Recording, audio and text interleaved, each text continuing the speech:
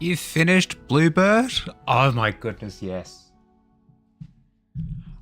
I was not expecting I was not expecting like such distinct features on it when I saw the image this morning. I was blown away. Cuz I know in my head and in my heart, I know that crocheted little plushes can have that degree of detail, but I just wasn't expecting it. Because I'm so used to anything I crochet incredibly simple and square-like.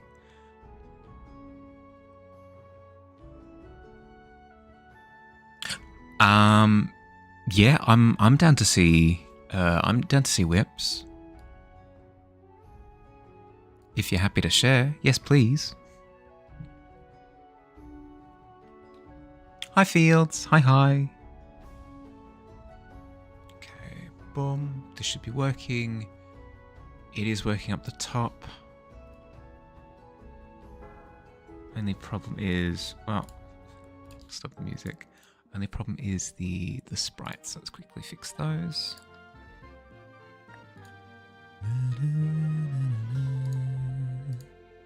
There we are. Solved. How we doing? Hi. Hello, Billy. Hello, Laz. Hi, Seb. Hi, Fields. How are we doing today? I'll get the usual housekeeping out of the way early. That way we can just kick back and enjoy exploding whilst revealing all the Vault Orbs in the game. The drawing prompt for July is up.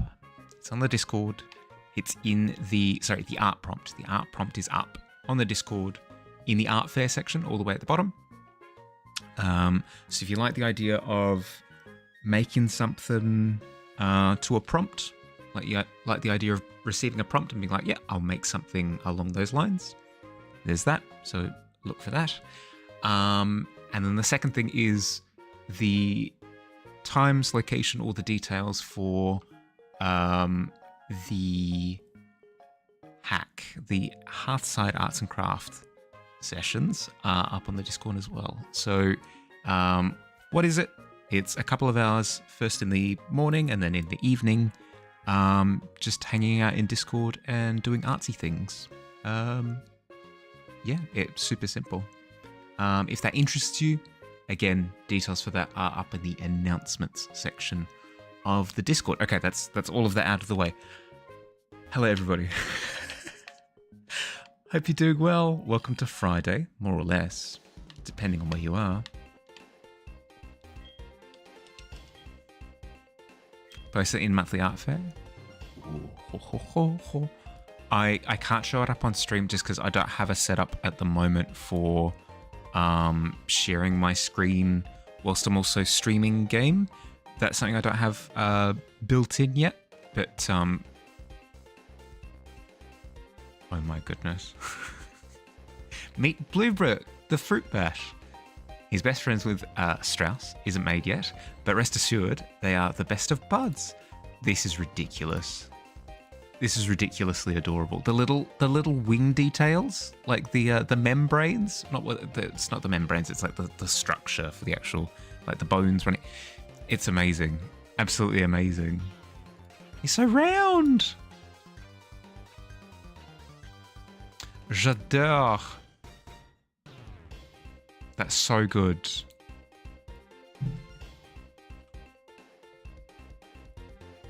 No, that's incredible. Absolutely incredible. I'll do absolutely evil things to fresh spawns. Will I? Is that is that my reputation? I'm so sorry if it is.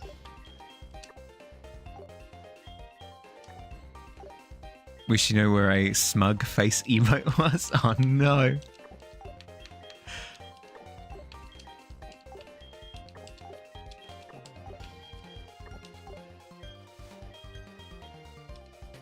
Not sure about Smug Face, but definitely love heart for Bluebird.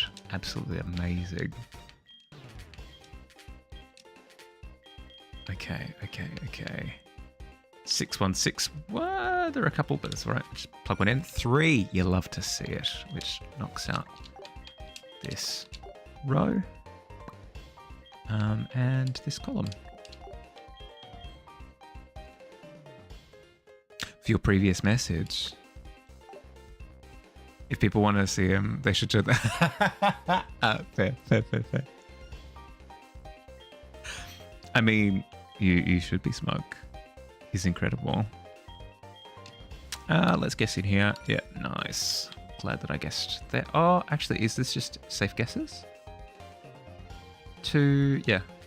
Cool.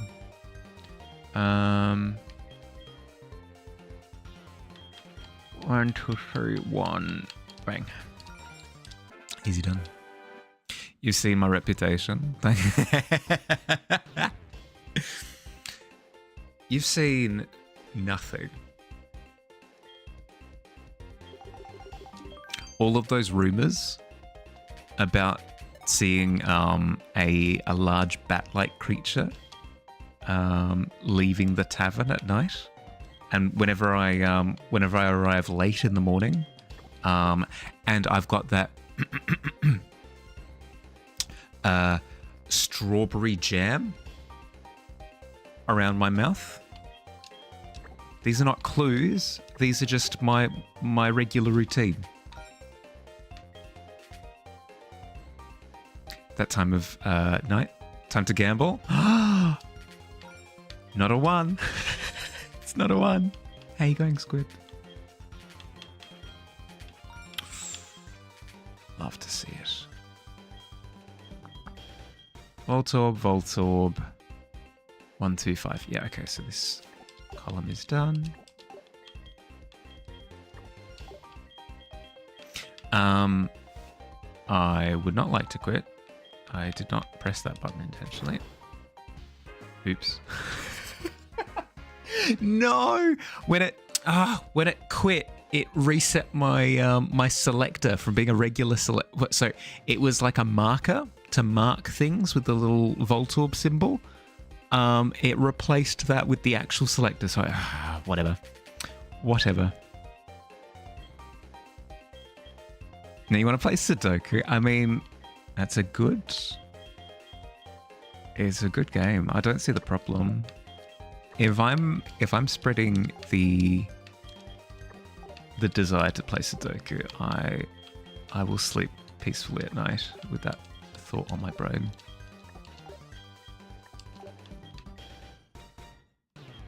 I get what I just... Oh, how dare.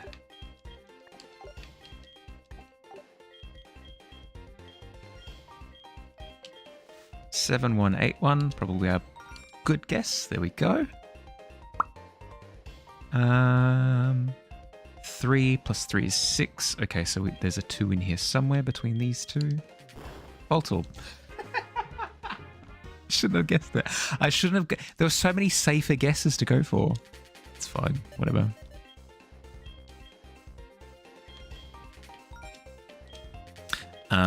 No, today was fun. I got chores done early, so it meant that I had the time and space to start playing Sea of Thieves again for the first time in a million years. And oh my goodness, is it fun? I had a wondiferous time.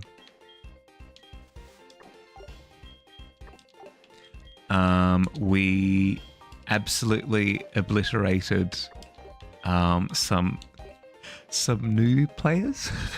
It was unfortunate because it seemed as though we were at threat. Like, oh my goodness, this outpost where we need to sell our stuff, it's being...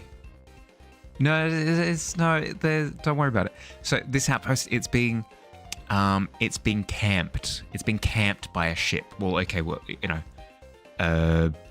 it's we destroy them or we get destroyed. So we started laying into this fresh ship, and it was very clear that these were not the most experienced players in the world. It was a little bit brutal, entirely on me as well. Juan, boom. There's this one mind game app you have with tons of common games on it, and most of them last like 1 to 5 minutes. Here's the kicker. You get a full-length ad after every game. However, one game stands out. The Sudoku game usually takes 30 to 45 minutes. Then you just leave the app before you get... Oh my god, that's genius. Yeah, no, that's actually... That's perfect. Because, yeah, then you just don't have to deal with it at all.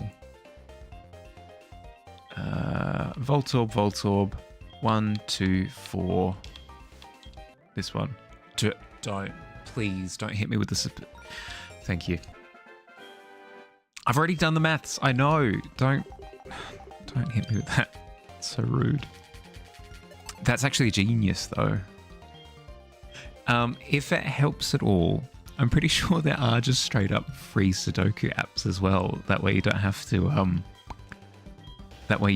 to duck, dodge, dip, dive, and dodge to avoid the ads.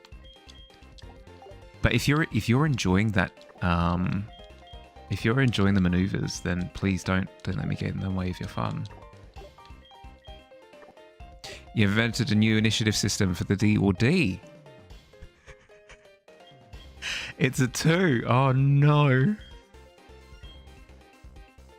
It's Trash Over my... No, please tell me. Please tell me about it, Bob.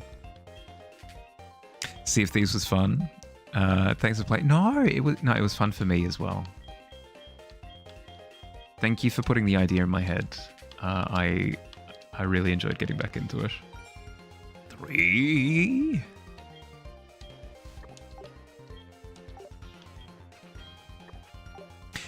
You have a phone with a stylus, so it's extra fun to play on here. Ooh, it would be. Would you be able to leave like little written notes in the boxes as well, seeing as you have a stylus? Because that would be quite fun.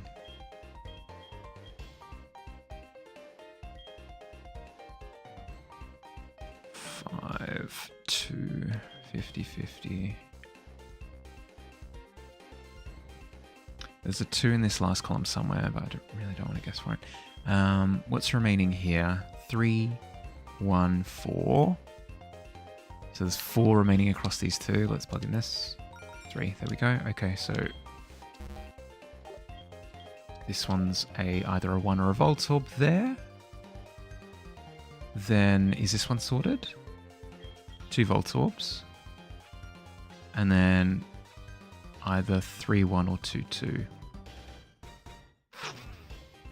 Rude.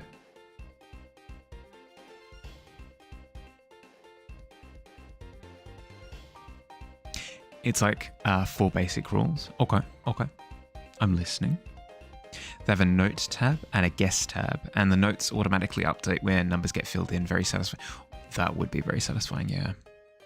That's the one problem that I have with some of the Sudoku apps that I've used in the past, is that it's very simplified. You can either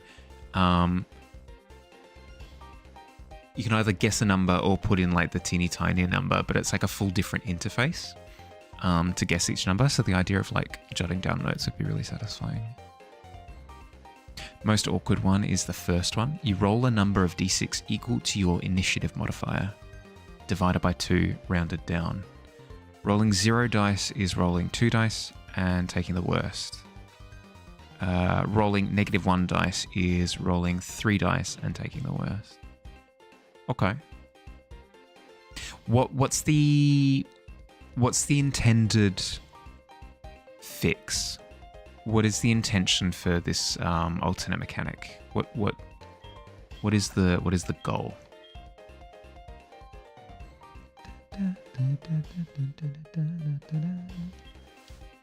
Voltorb.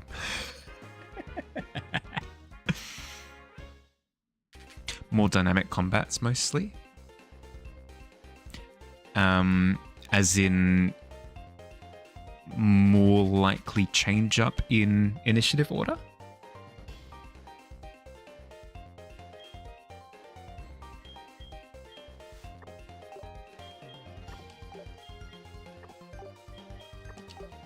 Okay, that's a row of 5. This is a column of 5. Oop. There we go.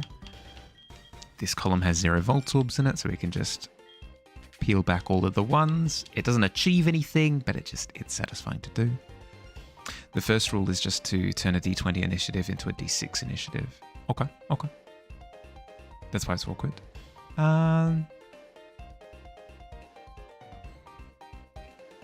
Well, I suppose it would... Let's see. If you've got a +4 to initiative, you'd roll 2d6, right?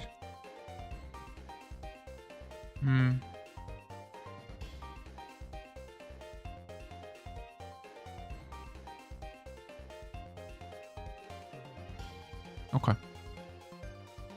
The 6 is tough. The 6 is a little bit tough there, bud. Sorry about that. 7, 1, 6, 1. You love to see it. Let's plug in the other one here. Volt orb. Where is the big number? In the 5? In the 5 row? Whatever. It also highlights the active column, row, and box that pertains to the selected cell. Plus the notes are inside each cell, so even easier to visualize. Yeah, no, that is nice. That's super clean. Yeah, that is a good point, because usually the free Sudokus are very, so we say, UI limited. They don't tend to go all out with how they lay things out. It should be a 2. No. No, of course, because no volt orbs.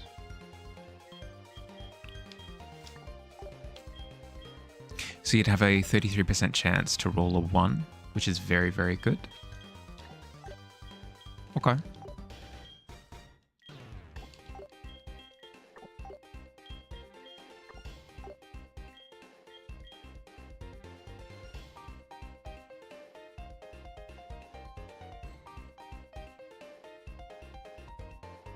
A 33% chance on a d6. Or is it the result divided by 2? Is it the result divided by 2 or the number of die divided by 2?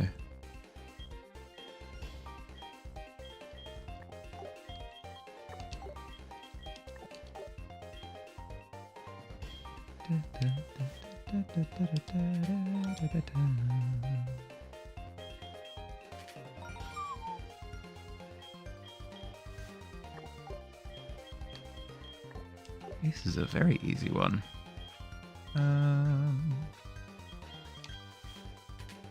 Boom. And it was a level 2. I was wondering if I'd drop down to level 1 without noticing. Guess you don't want to go looking for a Sudoku app as good as this when it works for you. Yeah, no, that's fair. That's fair. If anything, the threat of the ad means that you're it gives you the fun of playing Sudoku without that sense of bottomless pit where you just go from one game to the next to the next to the next to the next. It gives you an incentive to leave, which sounds weird, but no, it makes perfect sense, at least in my head. It gives you controlled little gaming sessions, which I like.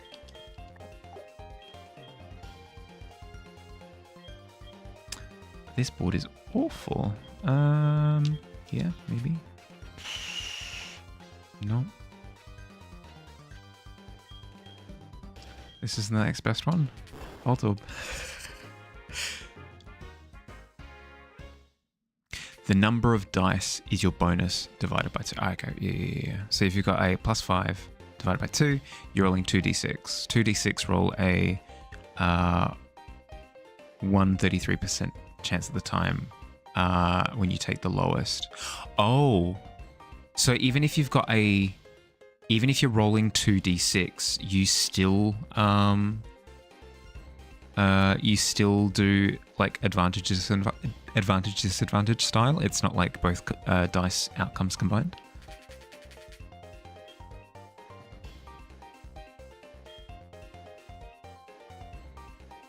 But that's just the conversion. That's not the important bit, right? You're just looking for low numbers, right?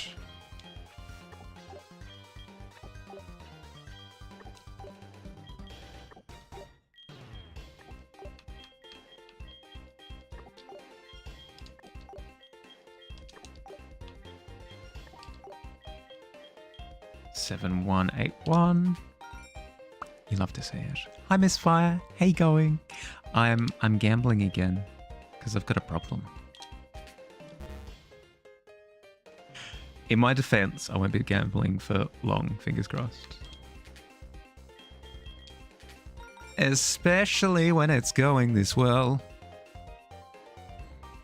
Engaging, aiming, spellcasting all take an initiative penalty.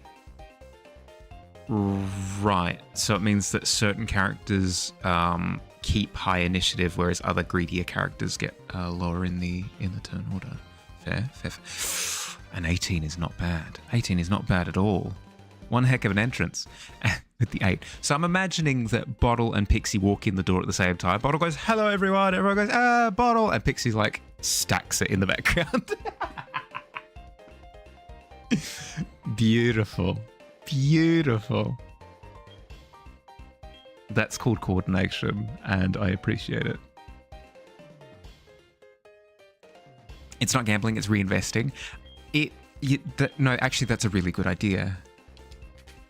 No, that's a really good way of restructuring it in my brain so that I sleep well at night. I'm investing in my future right now. Please don't disturb me.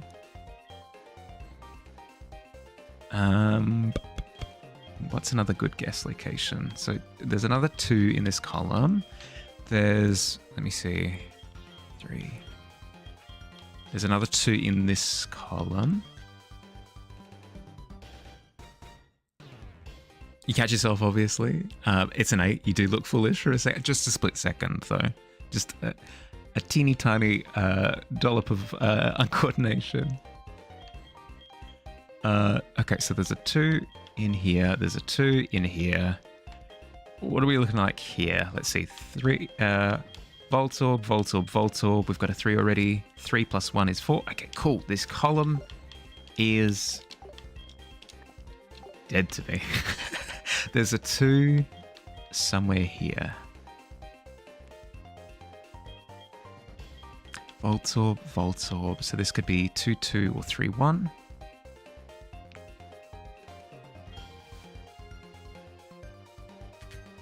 2, 2 it is. Nice. Okay. Which means that these are 1s. Yes. Okay. Cool. That's that row done. So you're a rogue and you've got a 2 on initiative. To aim at somebody so you can fire at them, you take a D4 initiative penalty. You roll a 2, so now you go on 4. Increase, not decrease. Yeah, of course. Right, so you can decide to do things that are initiative greedy to go later in the turn, or things that are initiative light and go earlier. Yeah, okay. Interesting. 4, 2, 1, 2, 2. Oh no, I think this column is done as well.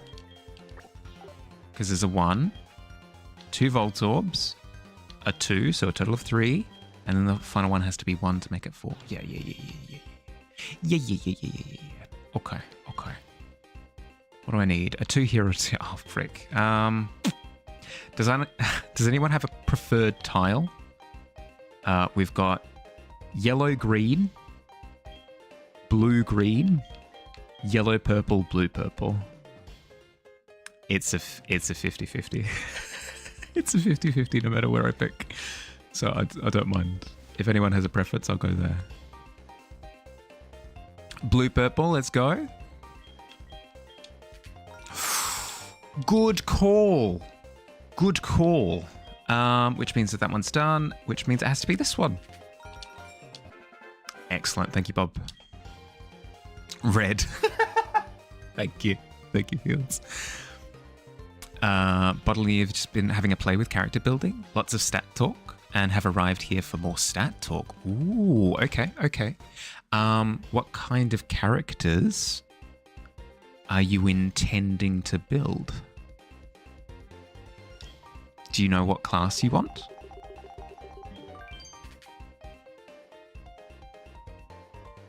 Movement always happens on 6s, and then it's the next round. As in, when it gets to 6 in the initiative order, so you're 1, 2, 3, 4, 5, 6. As soon as it gets to 6, that's when movement happens. So good at these games. You've got a gift. You've got a gift, Bob. Yes, okay, okay. Right, okay, so if you want to close the distance or something, you might intentionally take greedier initiative moves to knock yourself below movement. So when you're moving on 7 instead of 3, it means that you can move into range first, and then okay. You've settled on a forest gnome druid. Ho, ho, ho, ho. Interesting.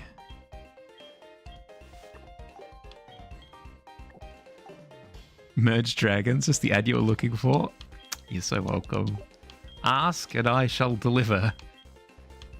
More rads, please. Okay. Sorry. Hopefully it doesn't take too long. No movement for everyone is on 6s. You, the enemy. What have you? Well, that's what I mean, is if you need, so say you're a barbarian and you want to close the distance, you would take actions that bump you down or bump you up in initiative number so that you get beyond 6, so that when you hit 6, you can move into range and then you can do the thing. Is what I'm hearing. But maybe I'm misunderstanding. Not even anything too cool to watch. It's a static screen waiting for your input. What?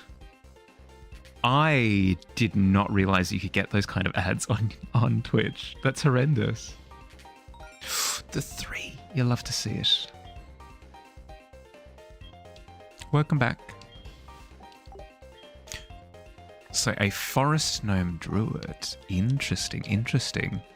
Do you know what kind of subclass you're going to go into? Sorry, archetype. So archetypes for druid. If you're playing 2024 rule set, you'll have access to archetypes at level 3. If you're playing 2014 rule set, I think you get access to archetypes at level 2, I think. You don't need to pick, but I'm wondering if you've thought about it. It's for Sudoku. Accidentally picked the easier difficulty. Refused to leave because the only option was give up or cancel. Oh, that's awful. Yeah, okay. Yeah, because of course. 2, 3, 1. Volta. Let's say it's there. So I need 3 across 2, so there's a 2 remaining somewhere. I don't think there are any safe guesses left in that area. It's probably my next safest guess on the board. Frick. Circle of the Moon. Yeah, okay. Yep. Yeah, that was what I meant, yeah. You're joining the game tomorrow at level 2. Level 2. Yep, good call, good call.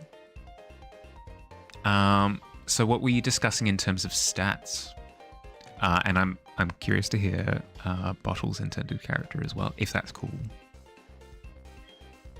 There are only 3 initiative penalties: engaging, aiming, and spellcasting. If you're a barbarian, you're probably better off not attacking, so you can rage earlier, or aiming with a hand axe so you can attack then move.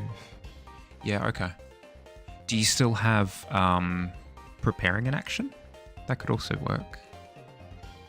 You could be like, action, prepare an attack, and then when it gets to movement, I move into range and then attack. It costs reaction, but still. Circle of Moon is very good, especially early levels.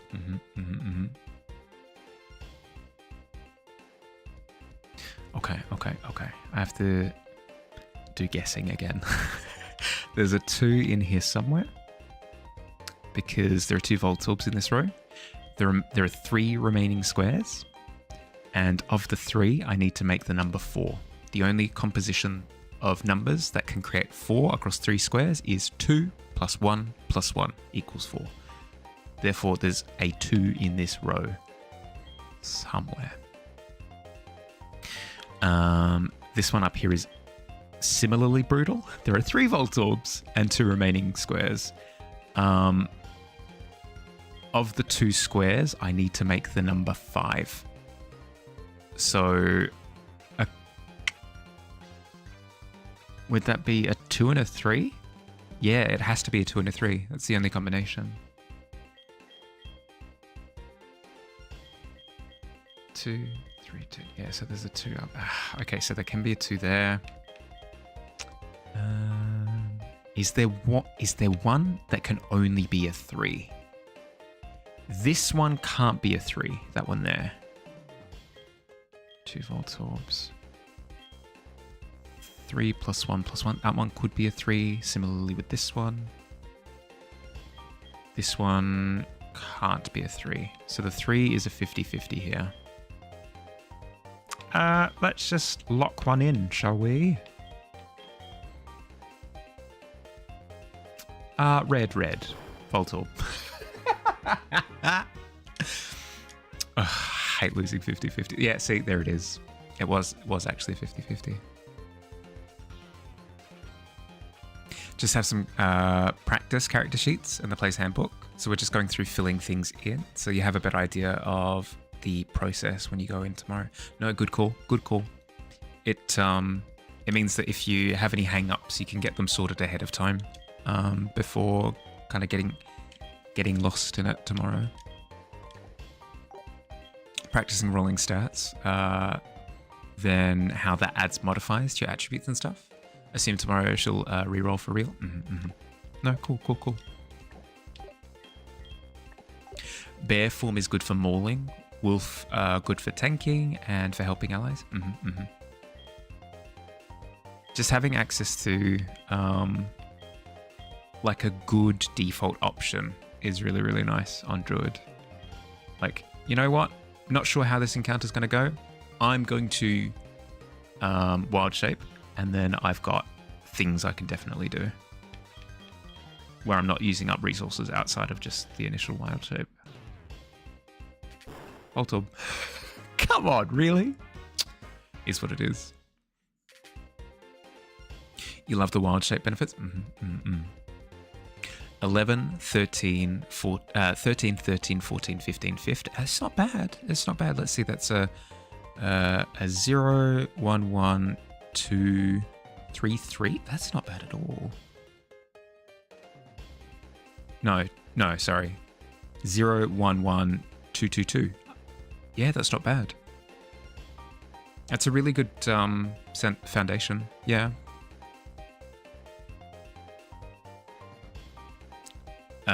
You feel the DM will want to see it happen in person? Most DMs are pretty chill about it. A lot of DMs will just be like, yeah, in your own time, just roll up your stats and come with the sheet prepared. So if you've got stats that you like, that you've rolled for, you can always run it past them. Be like, hey, I rolled these stats earlier. Are you cool if I use these? Because otherwise I can re-roll them here in front of you if you'd like. Because a lot of DMs kind of have to do trust in rolls. Especially with online D&D getting as popular as it is. Yeah, they're completely fine. You'd be more concerned if it's like +3, +3, +3 across the board type of thing.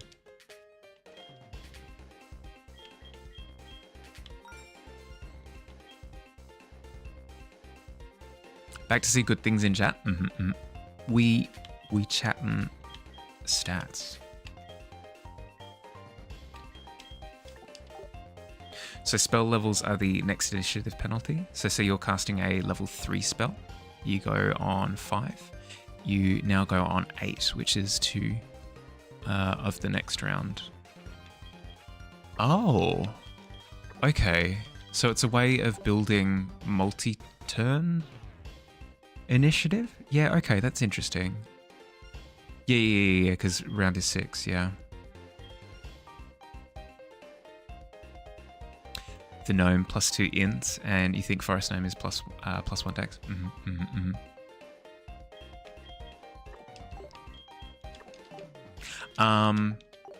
If you wanted to align your stats with Druid a little bit more, a lot of DMs are cool with custom lineage. So what it means is you essentially get either 3+1s or 1+2 and 1+1 in whichever stat that you like. So if you specifically want to play like a forest gnome and you don't like the fact that it gives you intelligence, where Druid doesn't really use intelligence, a lot of DMs are cool with you being able to redistribute the +2 and the +1 to whichever stat is relevant.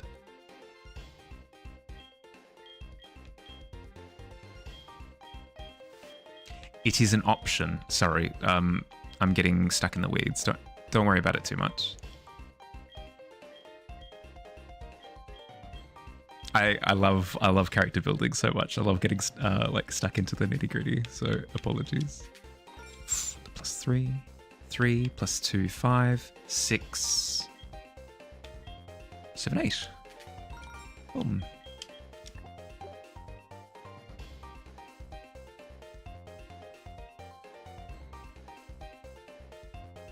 Modern D&D is +2 to any stat and +1 to another. Yep. Nobody uses intelligence other than wizard and artificer. But you never take the nerf because you never roleplay a dumb character. I feel like there's a bit of a difference between stats as written and stats as played. Like, I wouldn't force a player to be dumb if they've got a low intelligence score. It would just mean that mechanically, maybe they're worse at like history checks. Maybe they're worse at what else uses intelligence? Arcana? Yeah, maybe they're worse at Arcana checks. But yeah, like it'd be a little bit weird to be like, no, your sentences are too coherent. You've got a -2 in intelligence. You must be slurring everything.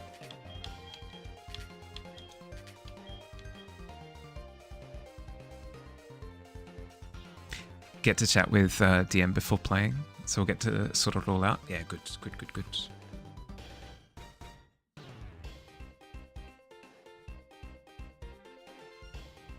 Who's leveled up the most this stream so far? Me, obviously, because I've gotten up to like level 3 Volt Orbs like a couple of times now. And then reset. So clearly I have leveled up the most, hands down.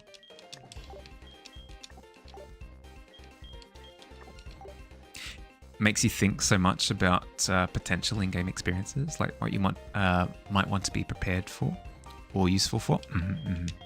The thing I'll stress the most is prepare to be okay with being bad at things. D&D characters can be built to kind of jack of all trades. They can be, but most characters aren't like that. So be prepared for your character to be really, really bad at like athletics checks, or really, really, really bad at like perception. Like some elements of the game your character will be not as good at, but then you can lean on other players at the table. Your character doesn't need to do everything. So don't worry if some stats look a little bit low. That's fine. Other stats will look a little bit higher, and that's where you shine. That's where your character shines. Don't worry too much about covering for everything. But you feel like a fraud giving out detailed tactical advice in battle with an 8. But that could be wisdom, right? That could be just you're used to fighting. So it's not that you've come up with these ideas spontaneously. It could just be experience, you know? The DM was your boss for about 15 years? About 15... Oh, I was going to say, about 15 years ago. I mean, in a way, they're going to be your boss again when they run the game.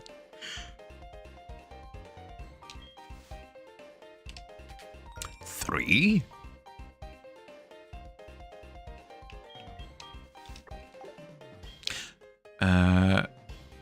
But something really funny happened while making concepts for Bluebird. You wanted something to... You wanted something to break up the large area of black. You were already planning to stitch seeds into Strauss. You were trying to think of something equivalent for Bluebird, and suddenly you shouted, "Blueberry freckles!" You feel it's important to note you were driving during this time. You couldn't write it down. Called out your BFF. You were like, "Message me Blueberry freckles on Discord." That's amazing. That's amazing. I do have a few people that I have a sort of just blurt things in Discord relationship with, where if either of us think of anything at the time and we just need to jot it down somewhere, feel free to just like message me about it, and I'll be your notes board. No, you're good. You're good. New Baby Metal vid just dropped. Let's go. Ah, nice. Pixie, you should see them. There are pictures in the Discord right now in the art fair section. Bluebird looks amazing. 3 volt orbs. So let's say 1, 2, 3, and then with the remaining 2, we need to make 6. So it can only be 3 and 3. That's brutal. That's brutal. It can't be here. So it's either here or here. Which means I'm sorted, right? Right? So if these squares are volt orbs, let's just say, 2 squares to make 6. There aren't 4s, you can't make 4, so it can't be 2 and 4, it has to be 2 3s. This one can't be a 3, because let's see, 3 plus 1 plus 3, 7. No, it could be that one. No, okay. Whew, okay, that was close. Almost just sent it.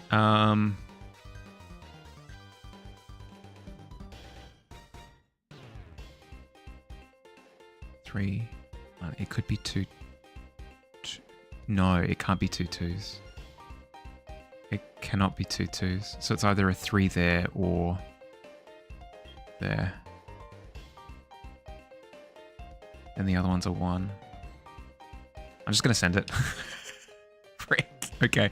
So it means that this is a 3. Sorry for blowing directly into the microphone. That's my bad. I'm de-stressing. Trying to de-stress.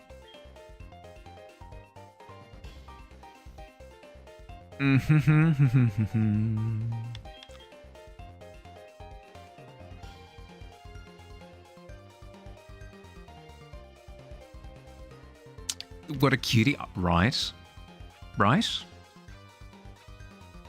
The last initiative penalty is engaging in melee. You have to engage with someone before you can attack them, and there's a D4 initiative penalty, but you get opportunity attacks for free, no reaction cost if they retreat. Can you action move? So if you appear higher up in the turn order, could you action close the distance?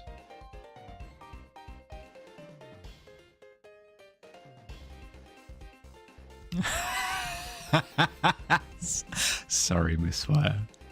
Yeah, I did just gust in your direction. Apologies. Okay. 1 Volt's Orb. Then we've got 4 tiles remaining. 3 tiles remaining. Of the 3 tiles remaining, we need to make the number 5. 1, 1, 3, 2, 2, 1. Okay, we've got a few options. I think it's down to 50-50s again. All right. Once again, does somebody have a preference? Purple, purple? Perfect. Oh my goodness, Billy, you just built different. Okay, cool. Easy done. That means this is the other 3. Video game, do not. Thank you. You don't know if you like that. One thing you explicitly want is initial missile volley to be more common.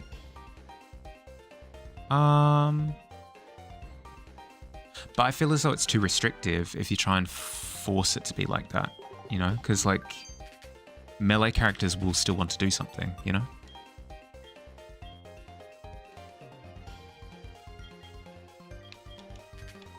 Starting with a 3 is strong.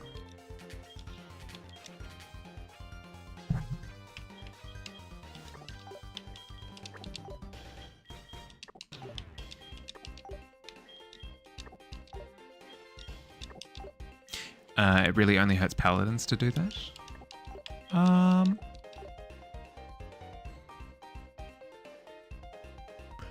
I guess it feels as though which it can be a thing. Don't get me wrong. Like, more restrictive rule sets are appealing to some people.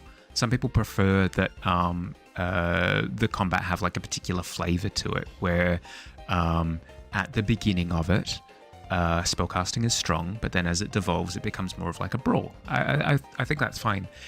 You'll just kind of lose that casual, friendly approach that D&D has through that method. Which, if that's the intention, then fair.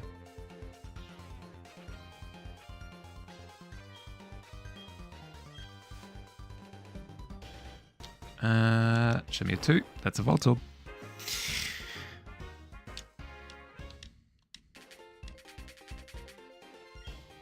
Okay, one more attempt, and then back to regular gameplay, I think. Is it advanced rules for special people? Yeah, well, that's what I mean. Is like, if that's the intention, then yeah, no, that works fine. It'll definitely curb the combat in a certain direction, and it'll make it so that some characters are just better than others in combat scenarios. But if that's your intention, then yeah, go for it.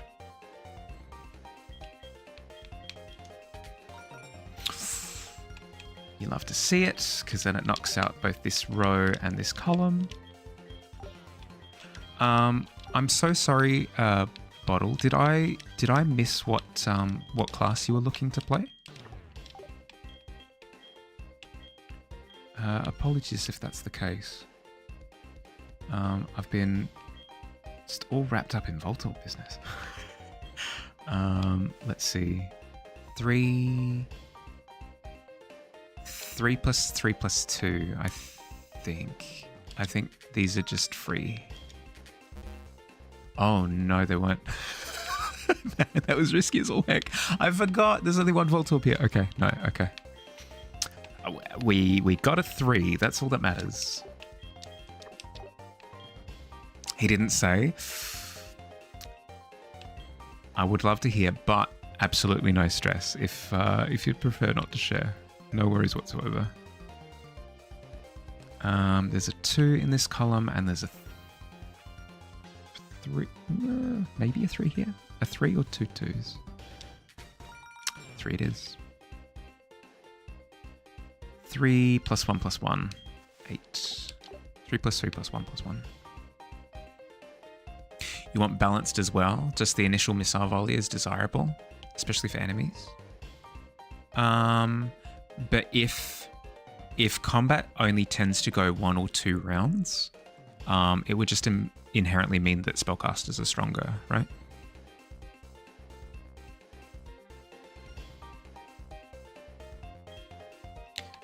Which means it's this tile. Oh.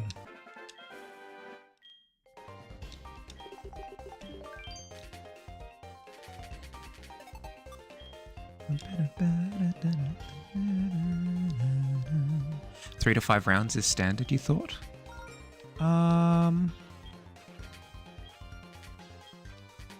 Maybe the parties that I've been part of are just strong, then?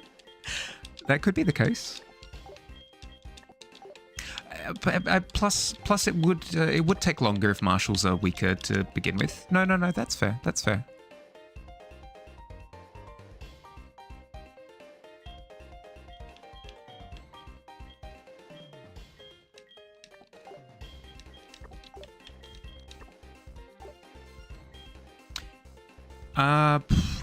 Laz, that has crossed my mind a couple of times, but I've had no way of... No, wait, no, that's not true. I've picture evidence in the Discord that you are in fact epic. Yeah. I seens it with my own eye. That's a Voltorb. All right. One more attempt at level 4. Level 4 is high.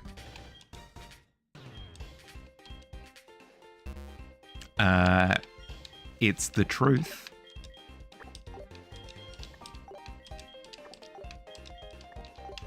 We've got a 10-1 row. We've got a 10-1 row, which is incredibly promising. But I'm somehow going to find Voltorbs. I know it. I can feel it.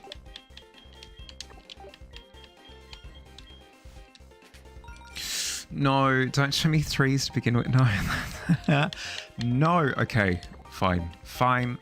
What does this mean? 1 Voltorb, 3 plus 3. We've got 6, so we need to make 4 across the final 2 Voltorb. Okay, that's me done. Me done. Nope. Even as tempting as level 4 is, I'm outie.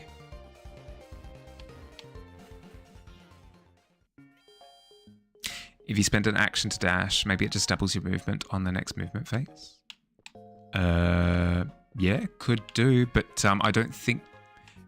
a lot of people wouldn't take that option, just because if it's action, don't do anything, and then just close distance and do nothing, it seems like a lot of initiative to not really do anything.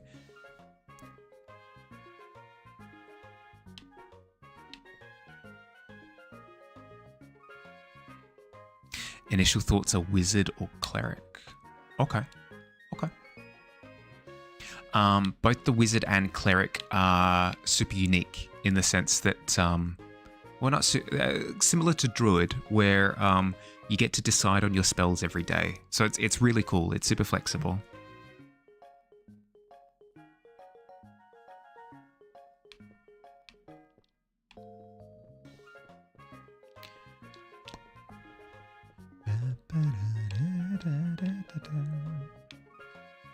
You've wanted to play a wizard for a while?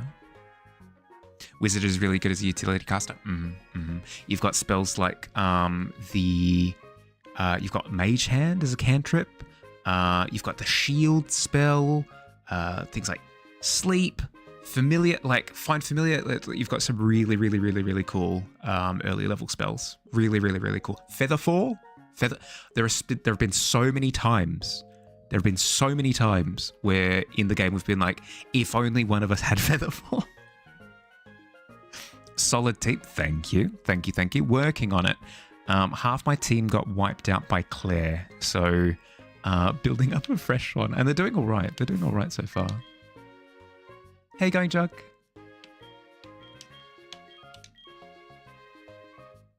You play cleric if they don't have any healer, you know? Yeah, that's fair. Good call. Because you get that semblance of wizardy play, but then you actually do provide a bit of healing. Graveler is disgusting. Dust is a unit. What can I say? Quick to flee. Thank you, Dust. Really selling yourself. Sturdy is amazing. I just need to find a replacement for Defense Curl. It's just I haven't been really offered anything yet. Just being an Earthquake spammer is super useful, though.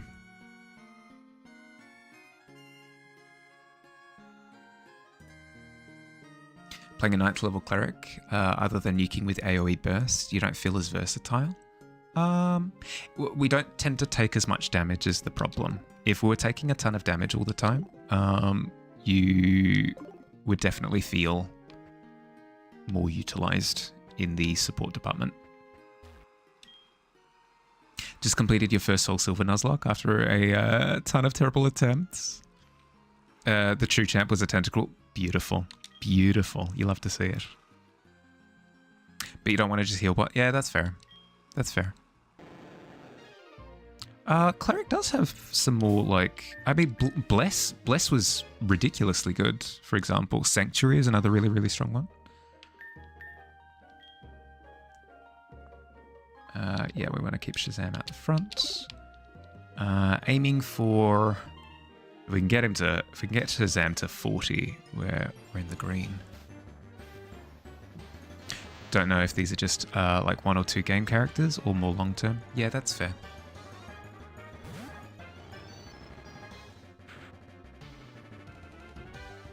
You miss Sylvan and Rinku. Bless was so good. It's just not you doing things. Yeah, that's fair. That's fair. Tentacruel.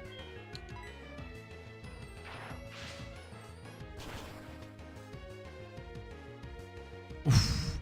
1 HP. 1 HP.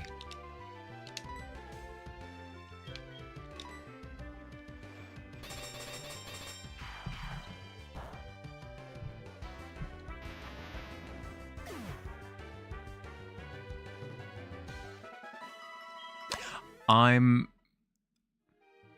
how to say it. I'm not surprised. Surprise isn't the right word for it. I'm a little bit disappointed that nobody's gone with like the cursed OC yet, where like the concept is solid, execution amazing, but the concept itself is just like a little bit cursed.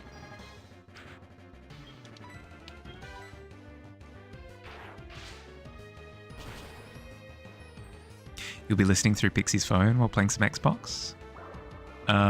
If I need you, she'll let you know. Perfect, okay. Oh, that was a crit. That did that much damage as a crit. You love to see it. Welcome back. We've had some pretty good luck with tentacle encounters. We've had 2 encounters so far, both been tentacles. I think giving it the week, the tentacle population has been topped up after making all of the jellyfish soup last time. How long did the successful Nuzlocke take you, Jug?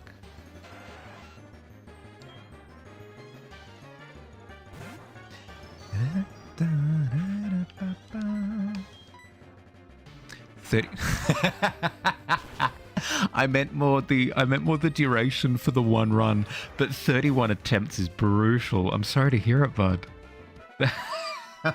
No, I'm sorry for laughing. Oh, dearie dear. You did speed up? Yeah, fair. Yeah, you'd become quite familiar with the run at that point. I can see it.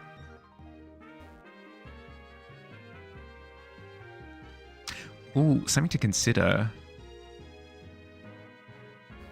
Something to consider is maybe if I go past these whirlpools into the Lugia cave, potentially there'll be Pokemon there that aren't Lugia that'll be good to train against. We'll have a look. I win. Yeah, if I fight helicopters, yeah, no, that is a good point. I should gain quite a bit of XP from fighting helicopters.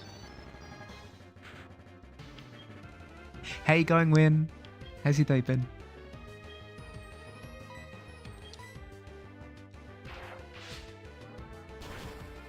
Bzzzt. The one shot. You love to see it.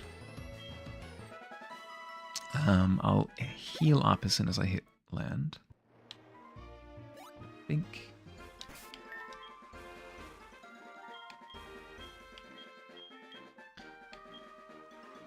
Super potion.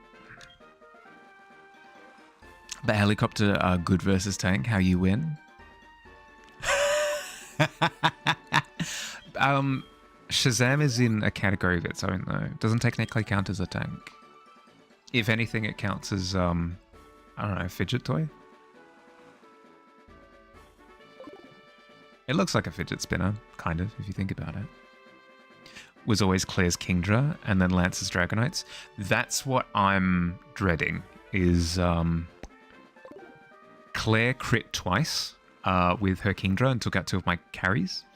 But I survived. Lance's Dragonites, however, I don't really have a plan against. The closest I've got is my Gyarados named Splash has Ice Fang, which is a decent choice. But it seems really, really risky to bet it all on the one Pokemon. So what I'm currently doing is I'm gambling Voltorbs to try and get Ice Beam on my Nidoking. I'd love to go with Mamoswine, but I haven't encountered one as a first encounter. Just wanted to check in for a bit. Got to roll at least once. No, that's okay. That's okay. No, when? It's the end of the week. I reckon you would have been hit with inspiration at some point. Give it another go. Give it another go.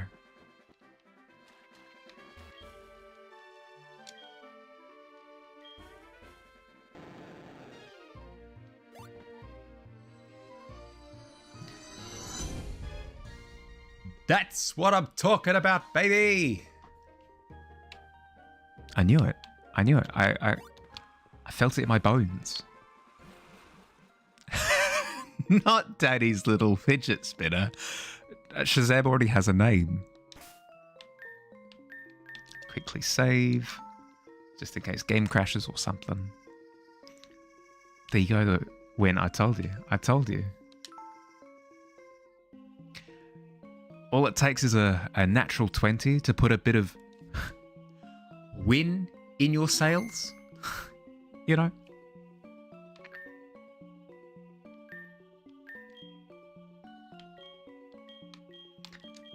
Terrible. Absolutely terrible. Don't put them in this. Oh no, Fields. That's what you get for your previous comment.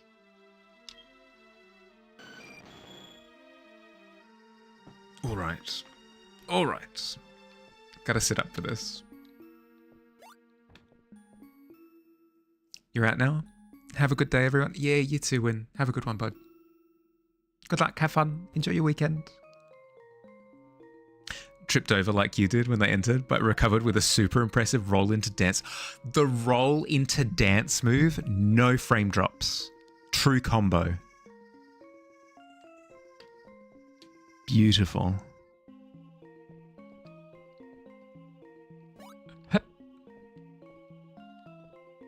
Is there anything up there? There probably is. There are probably secrets up there, but I can't access them now. I found an Ultra Ball. That's ominous. What will I be catching with this Ultra Ball? I'm curious to see what my first encounter will be, actually, more than anything. Hello?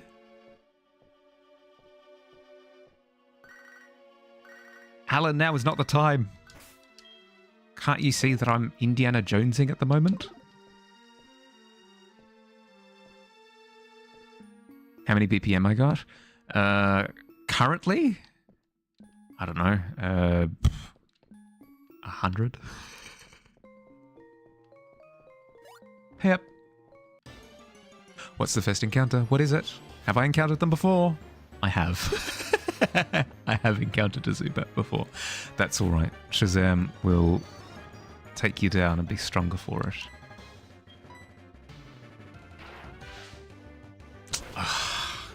The classic trap. The beats per minute versus the bears per minute kerfuffle.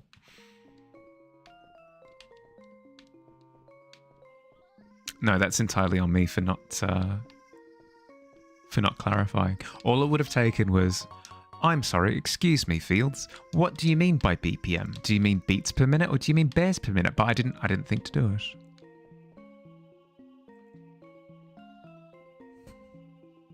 roughly 7 bushlight per minute, not including throwing. That's a lot of beer. Seal! This is my first encounter in the cave that I haven't... Blah, blah, blah, blah, blah. Oh my goodness, this is amazing. I was just saying that I need an ice type. Oh, heck yeah. Okay, how do I do this? I could magnet bomb? You know what? Let's start with a thunder wave. That'll just make it easier to catch. Then a single magnet bomb ought to do it, I think.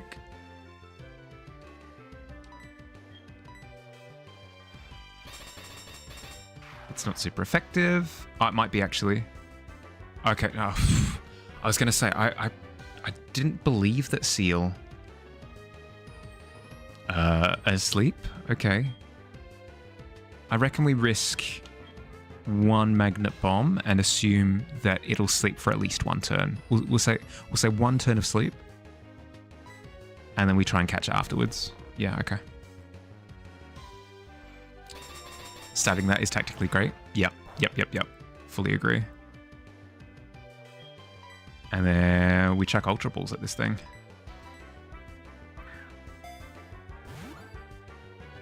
Took you a second to realize you weren't talking about a heartbeat pulse. Well, that was my misunderstanding. Freaking got him! What do we reckon? What do we reckon for the name for this one? In daytime, it is often found asleep on the seabed in shallow waters. Its nostrils close while it swims. I'm really sorry, Pokédex researcher, but I don't think the seals that you're finding underwater on the floor, non-responsive, I don't think they're asleep. I don't.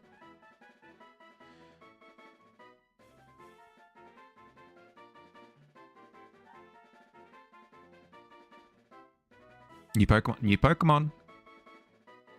He did plan ahead, but yeah. George. Yeah, okay. Lock it in.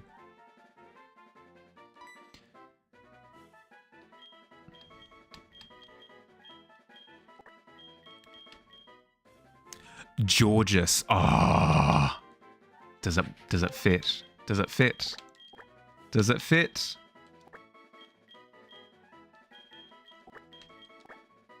I think it does.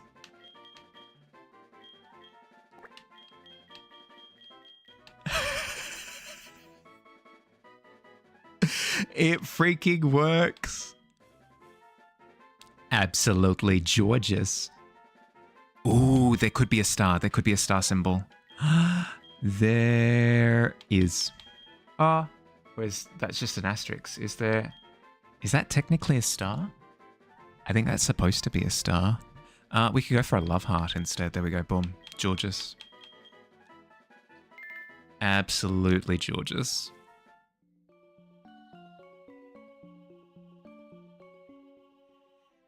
He's never going to out you in the game. Next, how's this? Fields? Promise. Promise. I'll name the next one after you. Okay?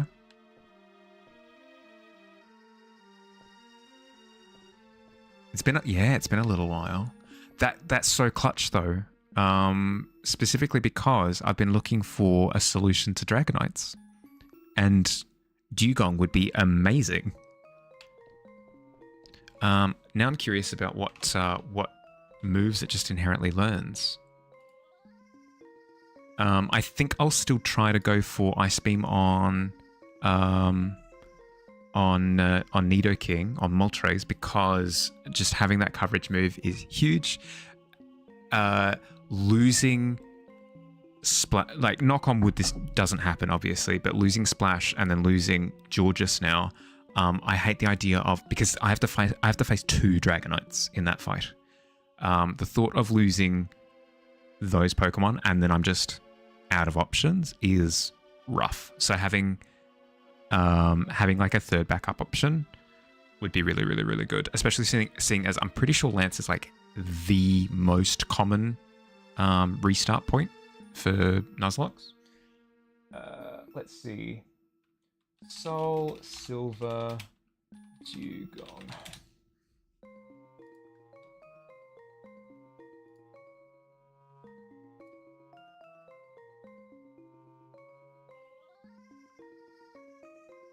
Now we ditch the weak splasher too? Absolutely not. Ditch Billy, oh my goodness.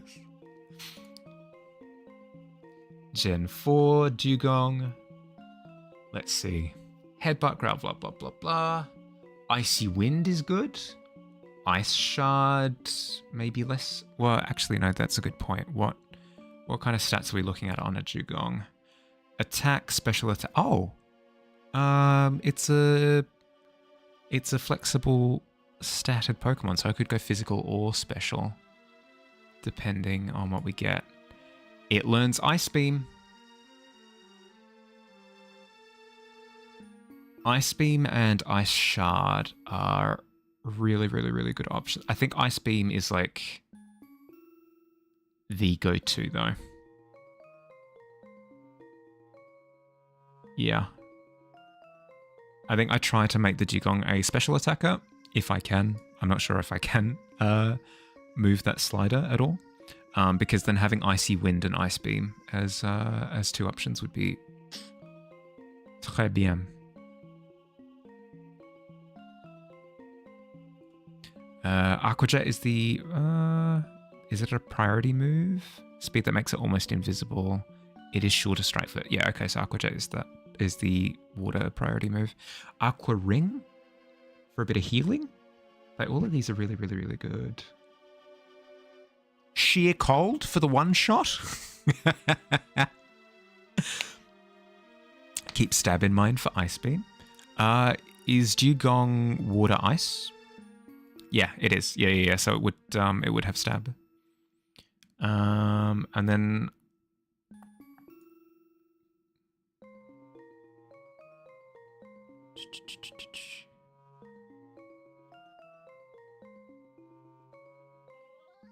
I'm sure I'd be able to teach it Surf or something if I really need a special water move. You have a crochet hook? Well, that'll come in handy for when we're fighting Lance's Gyarados, right? It's kind of like a big fish, right? And a crochet hook is kind of like a little fishing hook. Works out. Depends on nature. Yeah, that's what I mean. Oh, encounter. Hi, Caleb. Hi, welcome. Seal. You've come at the perfect time. Thank you, Billy. I appreciate it. How you going? Welcome. Huzzah.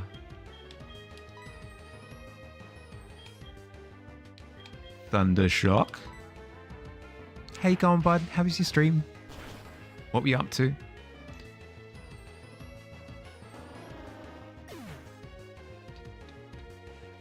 With my current setup, Caleb, whenever I do gaming stuff, I've got no way of showing my desktop as well.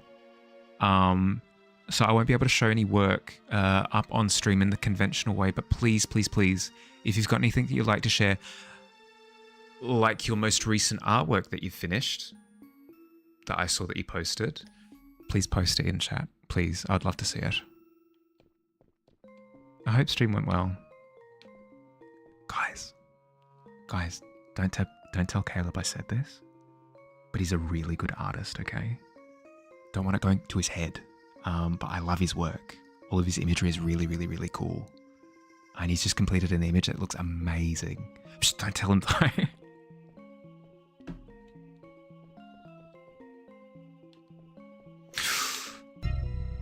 That's okay, Bebop. That's okay. You start small and you build up. Had to raid and run so you could go to the grocery store. No, that's fair. Thank you for letting me know, Stoic. Actually, you know what? Since he's not here, I can just do whatever I want.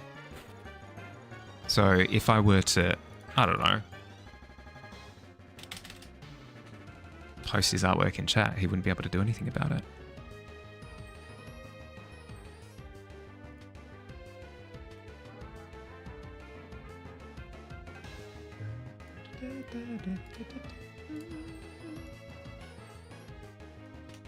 Visuals.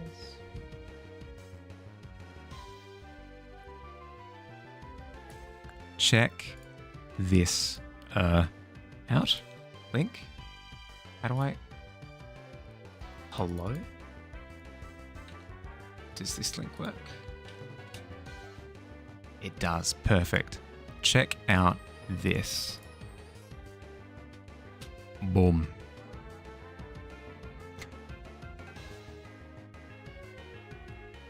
Please check out his work. It's amazing. Really, really, really, really cool.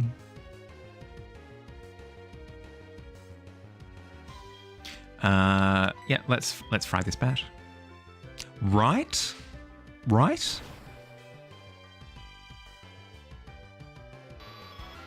Good. Oh, good to hear. Yeah, I'm doing really, really well. Really, really, really well. I've been mostly on time this week. What do you want, Joey? Good evening, Mahali. It's me, Joey. Were you awake? Do you remember my super cool Rattata? My Rattata is different from regular Rattata. It's like my Rattata is in the top percentage of Rattata. Do you know what I'm saying?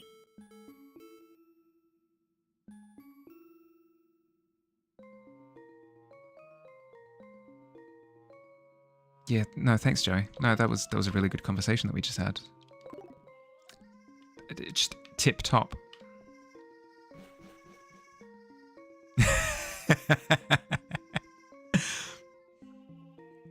Mostly on time is on time. That's what I'm saying. Yeah. Stop Yigoing the Pokemon. I'll do what I want. Freedom. The levels are relatively similar inside the cave, but it seems as though they're more consistently in like those mid to low 20s. So I'm going to chill in the cave and level up Shazam for a little bit. But then, let's see. I think I swap out Pigeon for, yeah, I think I swap out Pigeon for, do I swap out Pigeon? Is there a benefit to having a flying type in the Elite Four?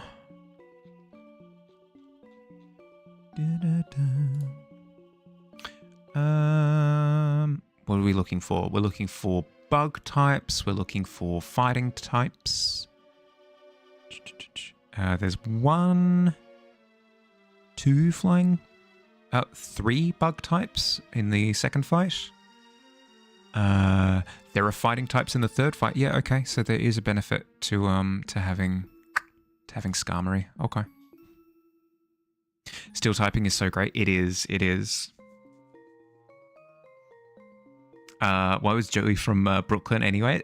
Like the Brooklyn of Japan. Wherever that is.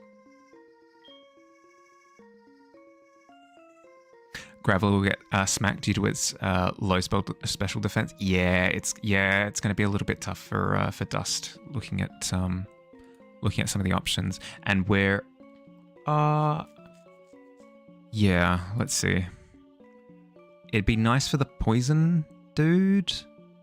Like for Muck is the only thing that I'm thinking, but even then, Pigeon or Shazam are just going to do. They're just going to be immune to everything that Muck throws out.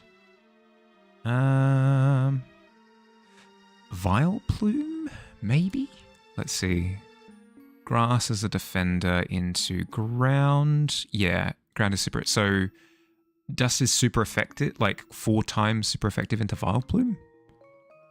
It's an option. And good into Houndoom as well. Good into Gengar, potentially. No, there are options here. Is Gen 4... Does Gengar still have Levitate in Gen 4?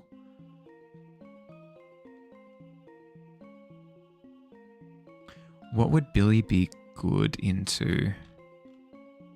Oh, not much. Maybe just Executor? And then the bug types, I guess, as well, but there are better options. Billy, I might... all jokes aside, I might actually retire you for the Elite Four by the looks of things.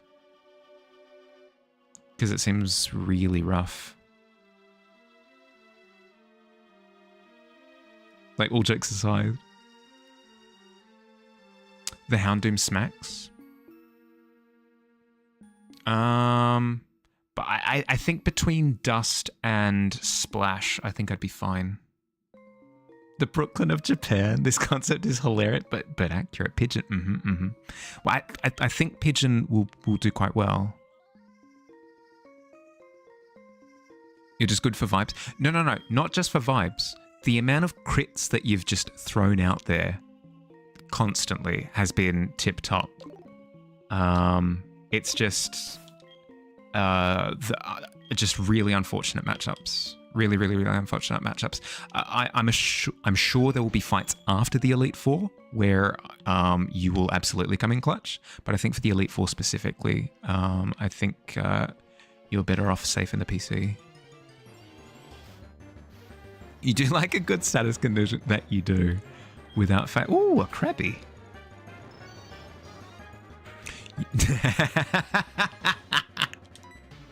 A moment of silence to remember Billy's service.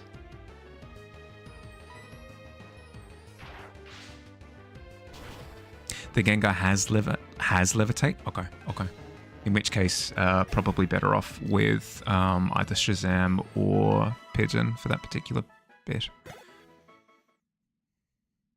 You will be missed. Unless the Gengar has like Flamethrower or something, which it could.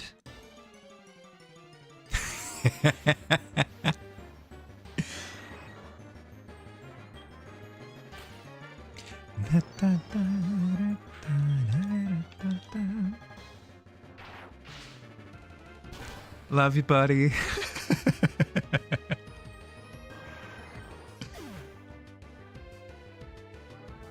Is terrible? Okay.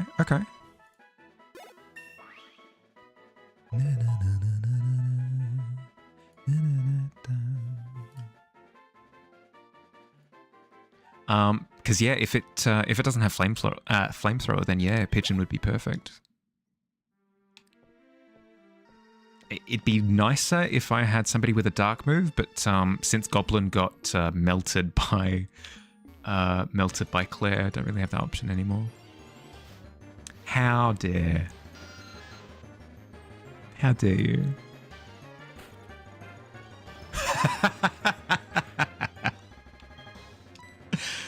So rude.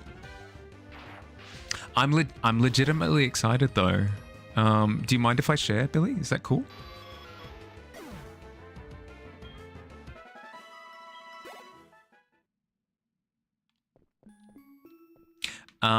Billy's going to be running Dagger Heart for me and my roommate. It's the new tabletop system, similar to D&D, but it uses 2d12 instead of a d20, and it does like extra things. I won't sit here like, explaining mechanics, but it seems really interesting. Physical characters like your barbarian types, your fighter types, that sort of thing, they get things that are similar to spells. It's almost like spells, class features and feats all got kind of merged into one blob, and everybody kind of gets to select from that blob. So where usually it's like, okay, spellcasters get to make a whole bunch of decisions and pick cool things, and then martial characters are like, they get to hit things on purpose. With this, it's everybody gets to make really cool, interesting loadout decisions. So you get to pick like different physical abilities and physical passives and stuff like that. It feels more decision-making heavy, which I like.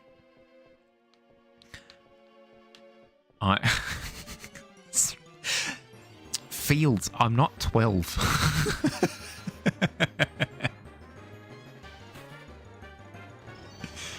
But yeah, I'm super keen. It'll be my first time playing a dedicated standard martial character. The closest I've come to has been a mastermind rogue in the past, but he had a musket, and most of his time was spent hiding. So he didn't really do the whole I'm a martial character. I'll run in and hit the thing for big damage. So I'll be keen to see what the martial experience is like. It'll be fun to hear what you share about your character. Yeah, sure. Watched a tiny bit of Age of Umbra. Not enough yet to have learned much about Daggerheart. I am keen to watch Umbra as well, specifically because I struggle with the longer form campaign. So if Umbra is promising to be a little bit shorter, I can be invested for a bit longer, you know? And it'll be a good way of introducing myself to the system as well, ahead of time. So close. Sorry, bud. Try again.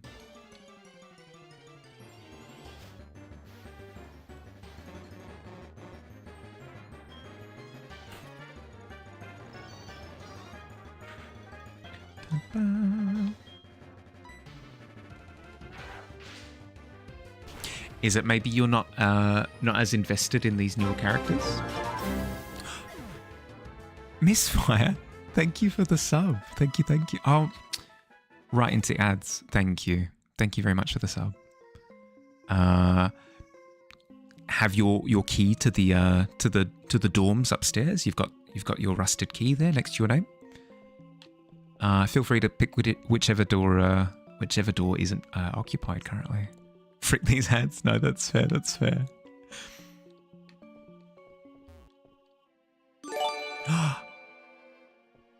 And the gifts as well. Oh my goodness. Thank you. If you've received a gifted sub, please thank Missfire. Thank you very much.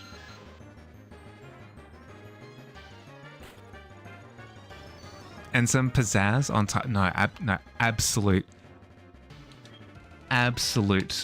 drama on top. I love it. Thank you.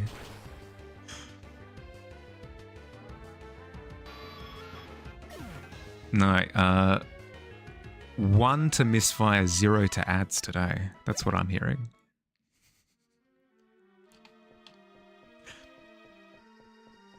Now, with this kind of support, how can I lose to Lance and his 2 Dragonites?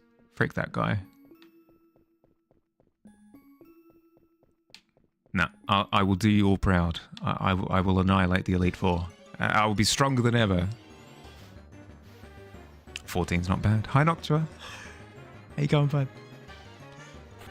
Unpopular opinion. Should rare candy cheat now at the end to skip the grinding? No, that's fair. This is my first ever Nuzlocke. So I'm wanting to stick to sort of a very traditional approach to it, at least the first time. And then based on my experience, I might alter my playstyle moving forward. But at least for now, I'd like to stick with just like traditional rules and then look to adapt in the future.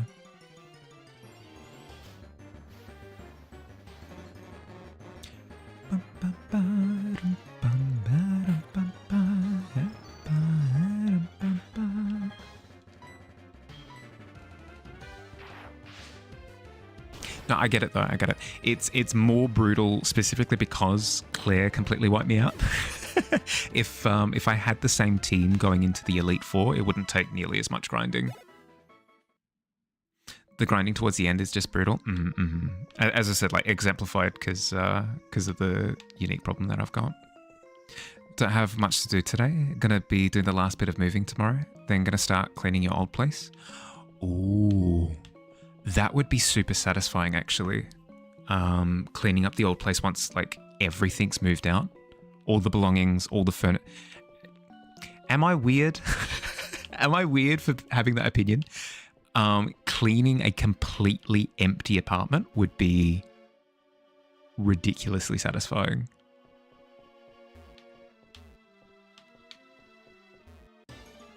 Because then you don't have to like move things and you don't have to be careful, like put these things away, blah blah blah. All that's no. Put that aside. You just got these big swaths of open floor. No, ice shard. Whatever shall I do? If you freeze me, I'm going to be upset. Thank you. I don't think ice shard even has a freeze chance. regardless. Nothing being in the way, but you're not excited. We need a mindset shift, Noctua. Get excited. It's ooh. Think of it like frogging a crochet thread, right? There's nothing at stake. You don't have to do anything. You know, it's just satisfaction. Want to take a quick flight and come do it for you? I don't think I'd be able to arrive before the day after tomorrow, even if I left now, is the problem. Because that's the one problem that I can think of off the top of my dome. Don't get me wrong, tempted otherwise.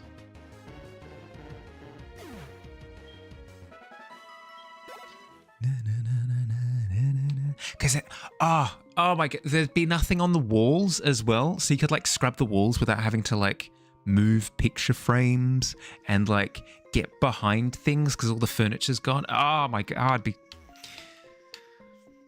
Don't worry about it.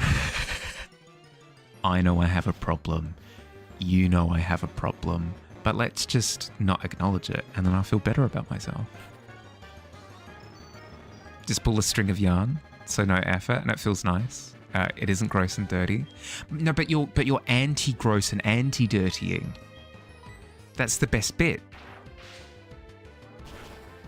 Doesn't need to be done before Tuesday. I've got plans. I've been called out. Yeah, no, that's fair. There goes my excuse.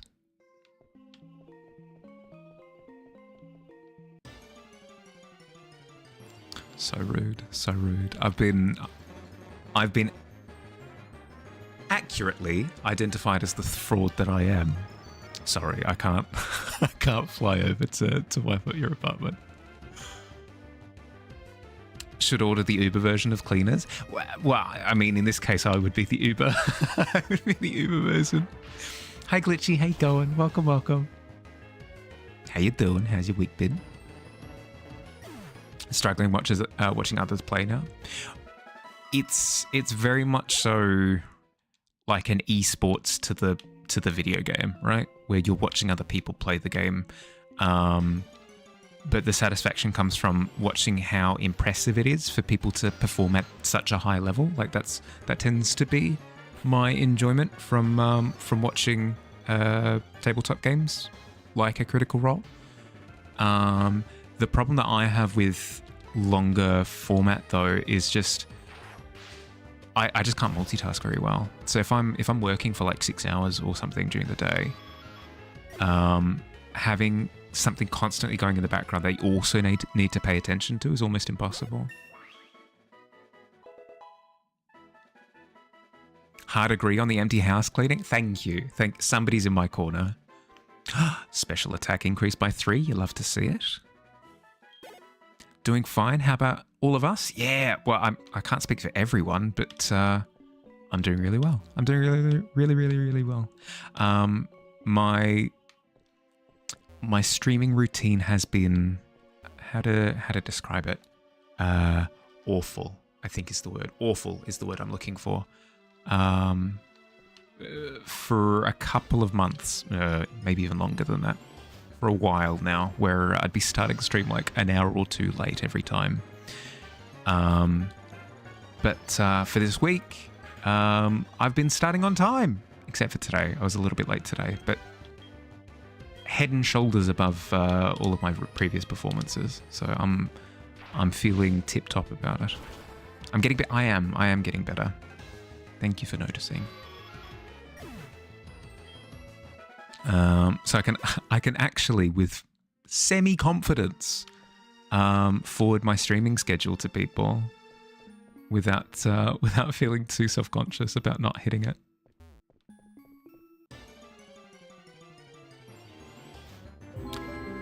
Thank you for the follow, Jack. Welcome to the Tavern. Thank you. Oh, just a heads up, by the way, for people who've joined in recently. I'm a I'm an illustrator. I do art. Like I depict things. I do big paintings. I only do Pokemon on Fridays, if that's cool. I don't want people to tune in and be disappointed. Like that would be the worst thing if people were tuning in and feeling disappointed. So if you're cool to pivot that expectation, then both thumbs up. Interesting choice of words. That I want my Clank to be head and shoulders above others in the world. True. Sorry. Yeah. Thank you for thank you for reminding me. Yeah, I'm super excited for my new Daggerheart character. I need to decide on a name for him. I need to decide on like a series of words that will then be abbreviated to be his name. But he's a big Clank. Which is equivalent to a Warforged from D&D. He's going to be amazing. Very, very similar aesthetic to the Guardians from Breath of the Wild, with like the articulated tentacle limbs, but just like for his arms and legs, he's got like that like pivot, bendy straw articulation. And he's got like moss and rocks and stuff growing on him. It's going to be really, really, really fun. Hitting the same days every week, though, that's more than you did. Yeah, but like, it's all well and good to hit the same days, but when you're hitting like completely different time zones each day, it throws people for a loop. It makes things tough. I do play D&D. Just don't start late. Yeah. Promise, Jug. I promise. What if your hands and feet are 4 to 5 prong claws like a guardian? I'm pretty sure guardians have 3 prongs for their limbs.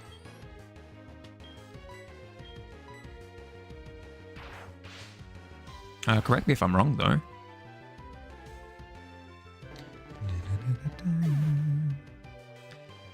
Yes, but meow.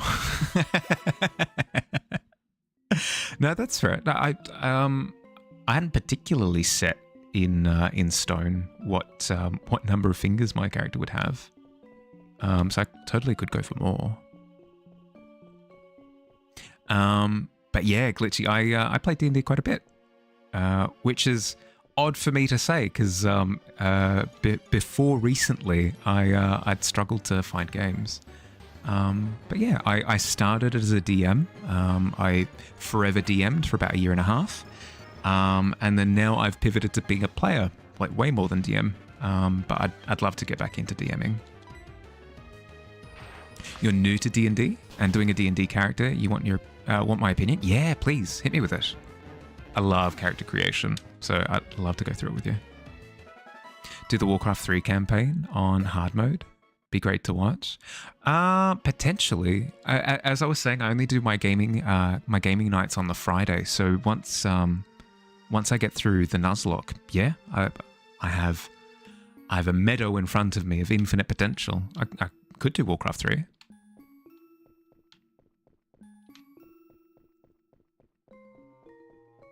But yeah, what kind of character are you looking at, Kutsi?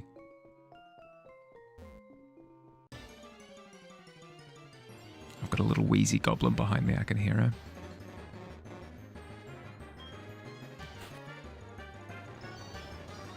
Yep, snoozing.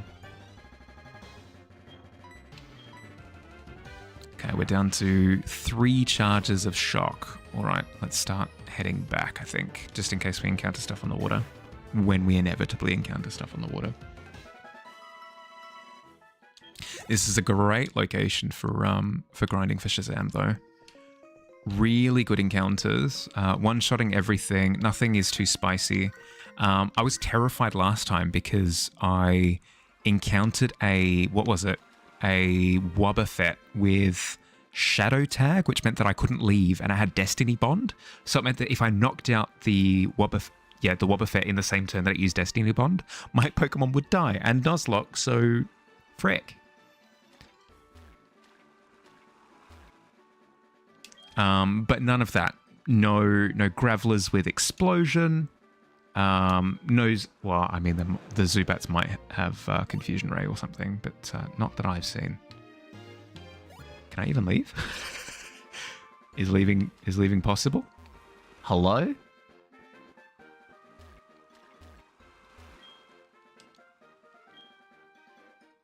Or is this like partway through the cave? So the goal is to go around to here, this side of the beach, and then there's like another section. Oh no, I can just leave. Okay, we're good.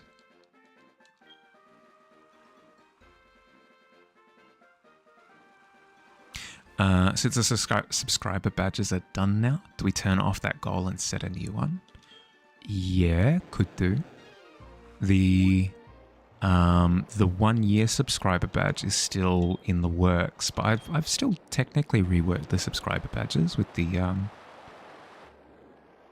rusted key. I think that wouldn't be too disingenuous to do that. Reminds you of the D&D game Kat is running on Sunday. Gonna have a wedding. Ooh. Who's getting married?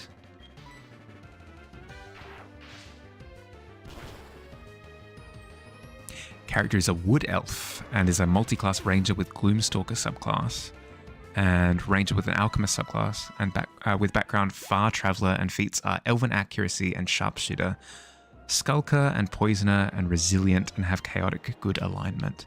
So the classic like agile sniper, leering in the shadows, assassin, like looking to poison the tips of their arrows, hit people for big damage, that kind of thing. No, that sounds cool.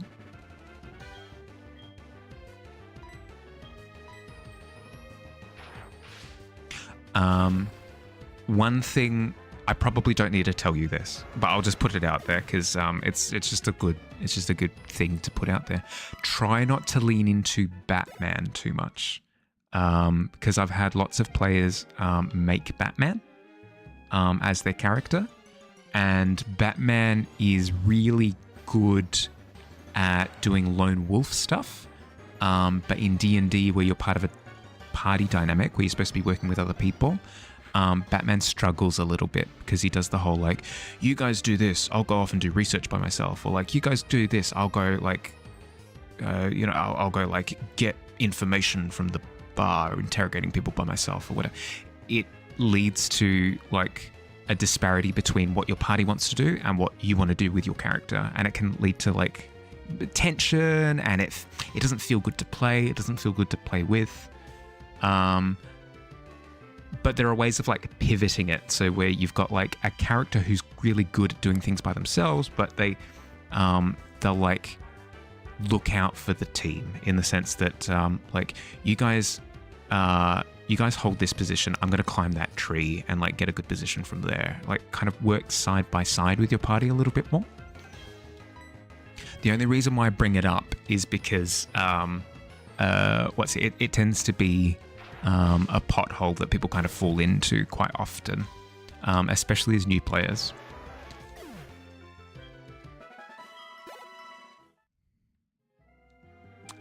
Again, not to imply that that's what you're doing with your character, but first thing that came to mind. Party Paladin and Party Elf Wizard. Ooh. Own Wizard is the wedding planner. Oh, nice. Druid wants to be the ring bearer, but she's in tough competition with the adopted kids for that role. Oh, yeah, that is tough. Rollies. I challenge you, children. I challenge you to a game of rollies.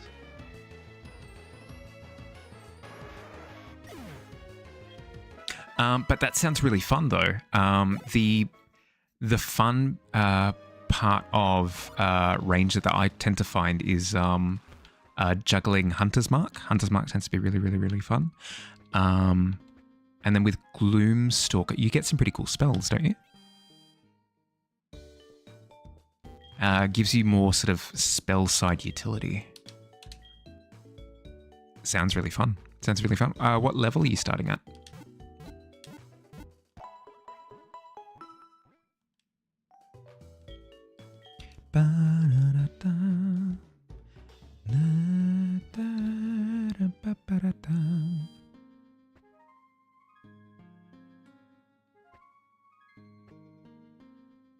Billy asked the same question. Just created the character, so you need to plan which is when. No, fair.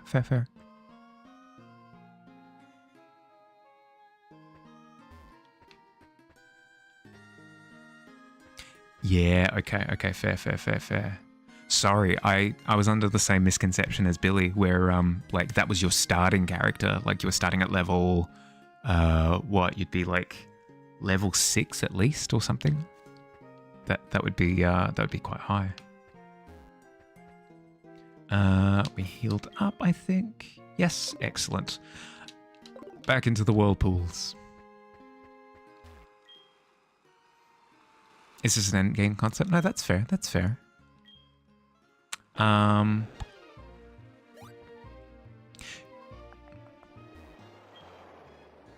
Wood elf. Yeah, okay. Do you have a sense of like where your character begins in the world and stuff? Have you spoken about that with your DM?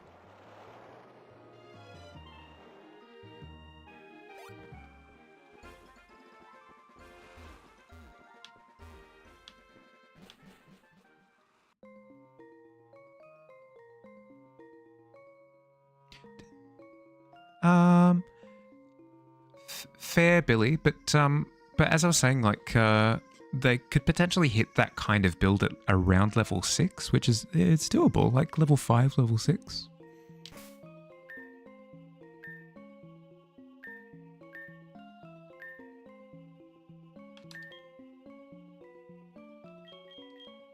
Maybe they don't get every feat that they're wanting. But yeah, maybe they'd have like sniper or elven accuracy or something to begin with. At level 4. This is a cave I do not recognize. Hello? Lugia, is that you?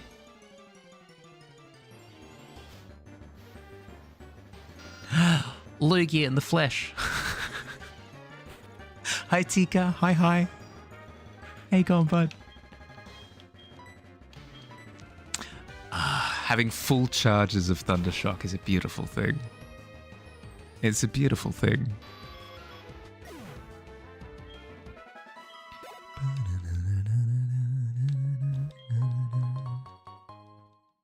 Another Ultra Ball.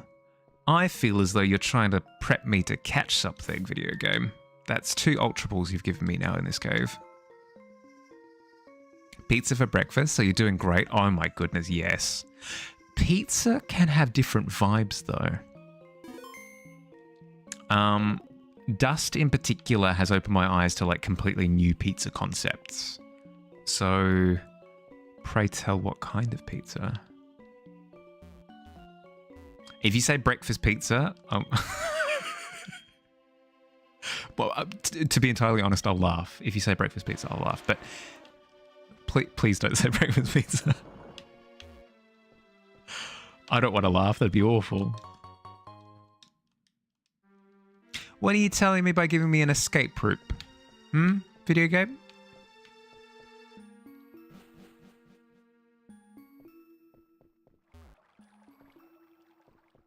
I don't recognize. Oh wait, no. This is this is the exact cave.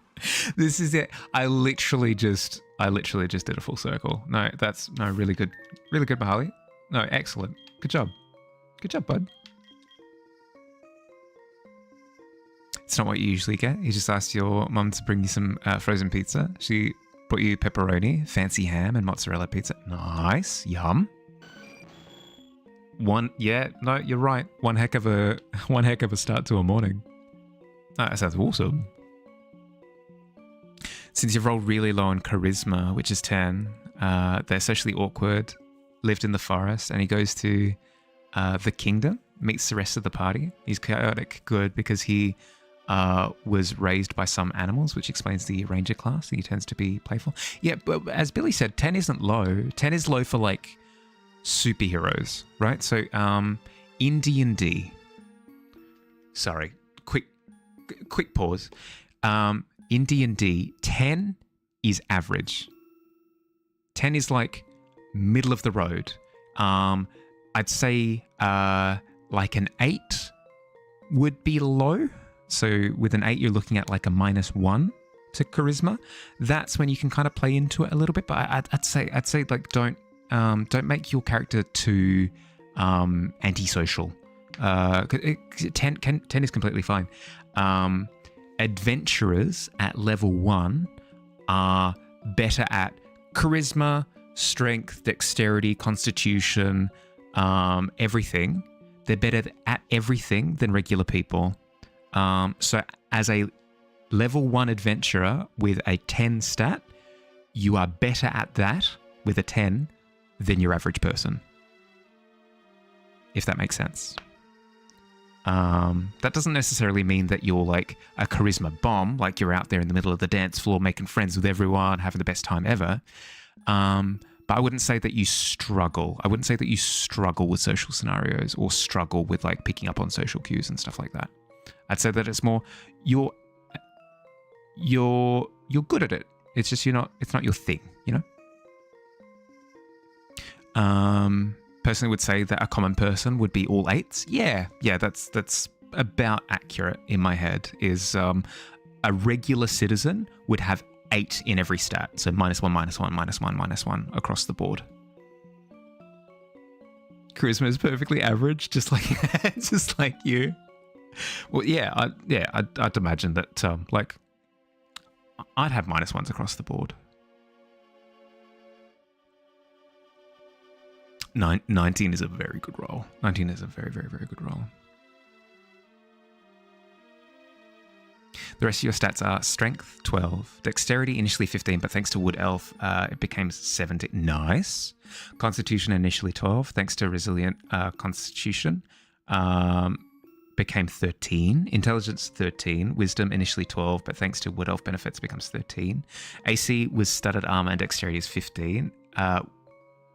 HP is 17. Yeah, no, you seem well stocked in terms of stats. I wouldn't say that your character is particularly bad at anything. Yeah. No, your character is solid. Good job. Check commoners stats, it's all 10s. Oh, okay, there you go.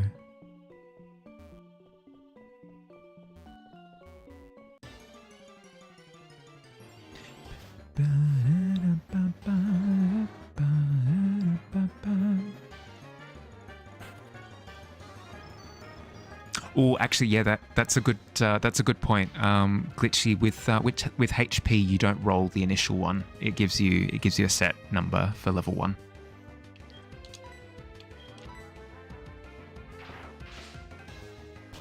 You're playing a game at the moment. You tried out the new meta comp for guild raids.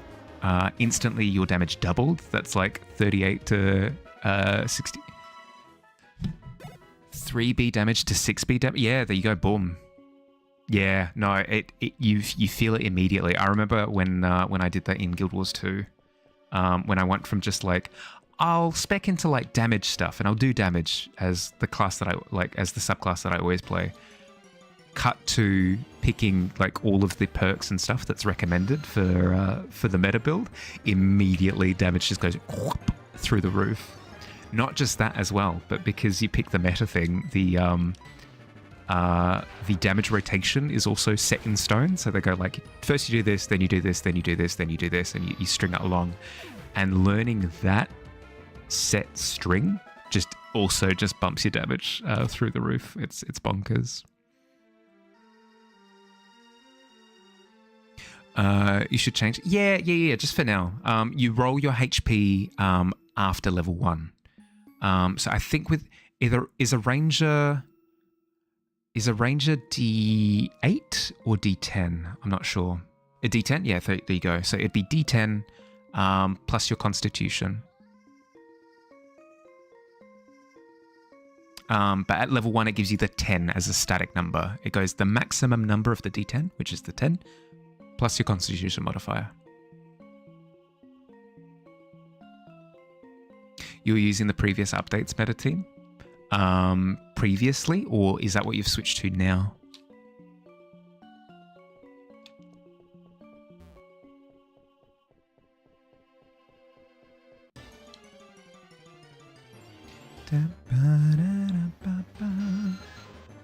Ads? Thank you. Thank you, thank you. Sorry for ads, everyone. I'll wait until ads are finished before carrying on conversations, just so that people don't miss out. I'll be vibing in the meantime.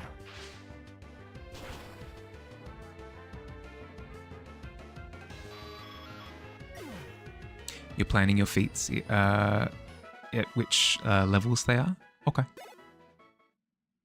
Using the meta team from a few months ago and just checked the new best teams. So you've switched from an old meta to a new meta team. Yeah, fair. Really? And there's like a massive damage difference between old meta and new meta. It's usually not that. It's usually not that bad. Haven't fully tuned the team yet. You're too broke. No, that's fair. That's fair. It usually does cost a nominal leg to pivot.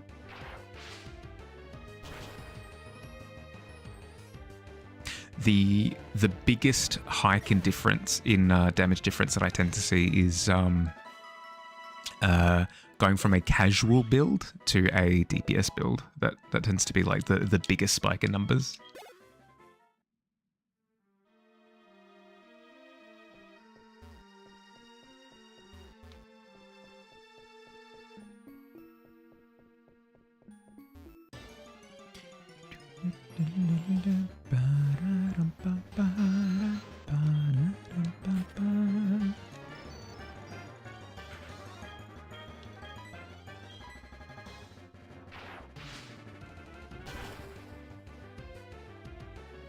We're already at 2 hours.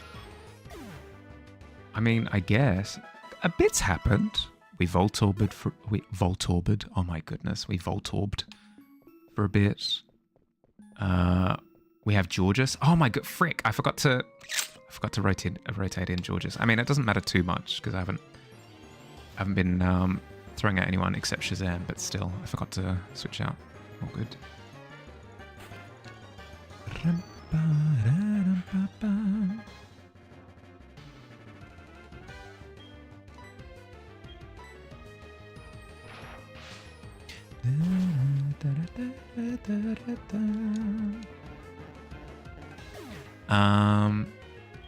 If we're back from ads and you can hear me, Glitchy, we should be now. Everybody should be back from ads now. Welcome back. Hi.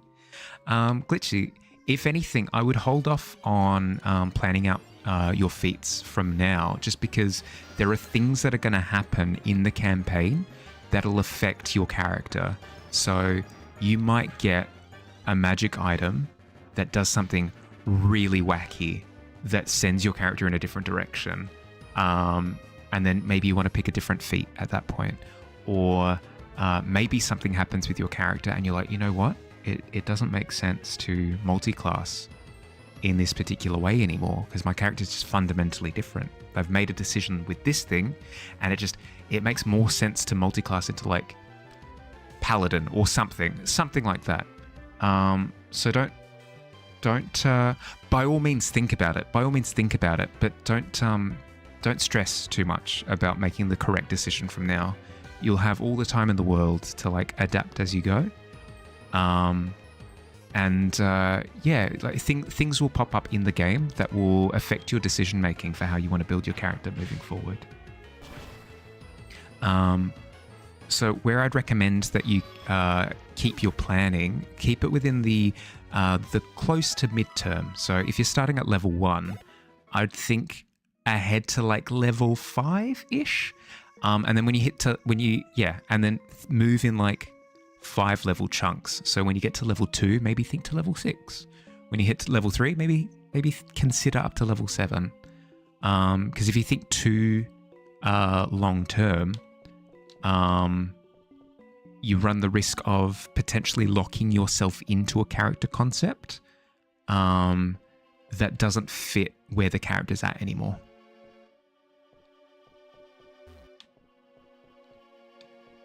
Already stressed because you're Muslim? D&D has magic. Islam forbids magic. Yeah, but it's more like, it's more make-believe, right? You're not actually doing magic, right? It's in the same way that like in video games, Like, I'm getting Pokemon to fight each other right now. I morally have a problem with getting animals to fight each other, but in Pokemon it's fine because there's a degree of separation, you know.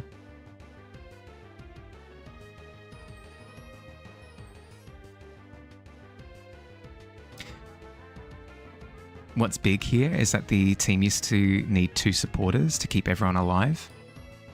There's only 5 team slots, what a recent character allowed us to do was handle all the healing, buffing, and debuffing by herself. Now, you're able to put all the best attackers from previous metas in one team without. Oh yeah, okay. Okay. I'm seeing what you mean now. So it's less to do with like the different ways of attacking and more like the amount of attacking has just gone through the roof. Yeah, that's fair. She does dot as well. Sort of a jack of all trades. Yeah, sounds it.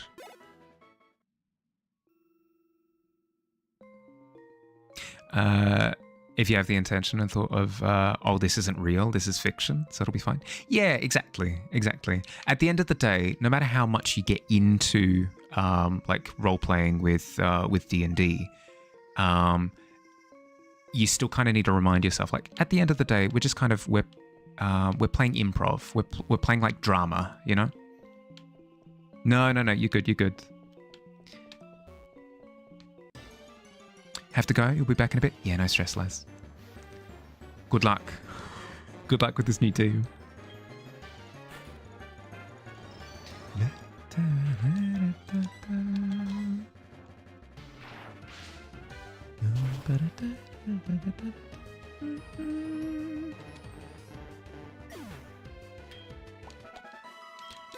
We're so close. Once we hit 40 with Shazam, we'll see what time it is and then go from there. I'm wanting to get a little bit more Voltorbing in, so that way I hit 1,000 coins for the session. I think I've gotten 600 so far. Yeah, because if I can get 1,000 coins each playthrough, it won't be too long before I'll hit the 10,000, and then hopefully that matches up with everybody being level 50 for the Elite Four. I don't need to get everybody up to level 50, but I need to get the relevant Pokemon up to level 50. Shazam definitely is definitely in that bucket, because Lance is level 50. Shazam is going to be a core component in that fight. Same with Splash, but Splash is pretty close already.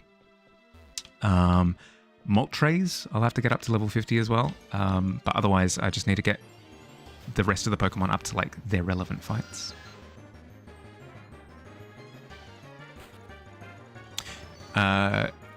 You're still going with your drafts. What fun gimmick you thought of? So against enemies, if you roll an 11 to 20, it's from minor debuff, from a major debuff, and possibly poison. From 9 to 1, minor debuff to major debuff, and even healing. Is that a homebrew rule that you're planning on using with your DM?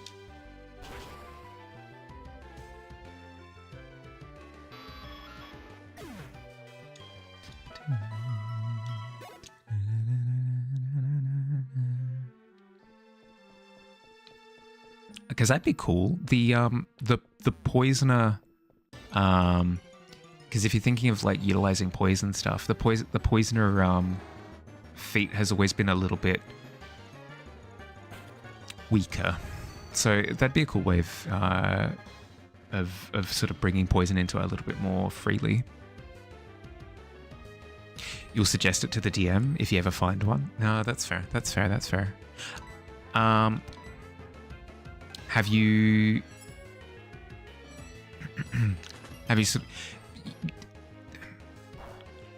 in terms of finding games, let's see. You've got a few options.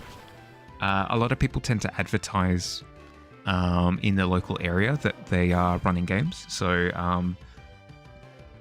there's an app, at least it works here in Australia. I'm not sure if it works outside, called Meetup.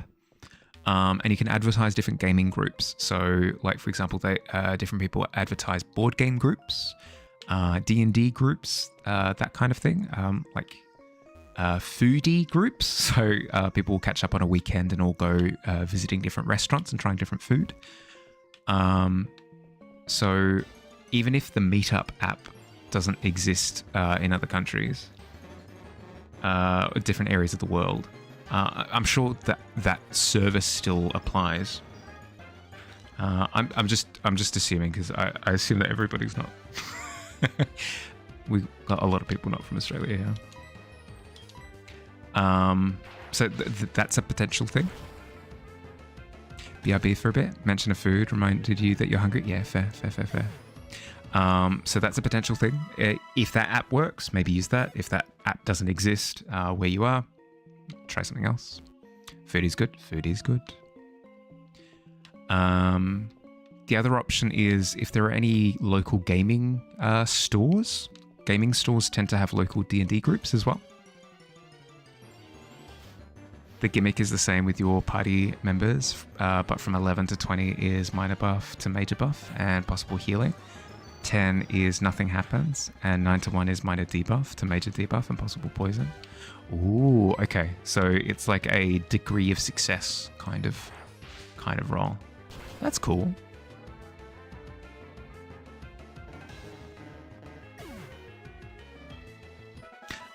It's one of those things where you will have to check with your DM before you use that kind of thing. But if everybody at the table is happy with it, then yeah. You may or may not have stolen a handful of your husband's peanut butter M&Ms. I mean, I didn't see anything.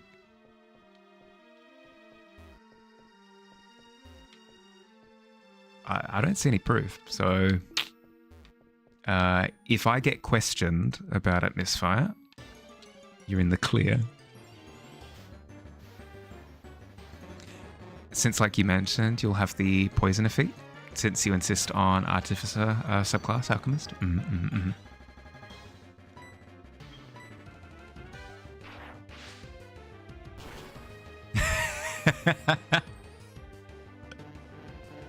Yeah, don't worry about it. You can count on me, Captain.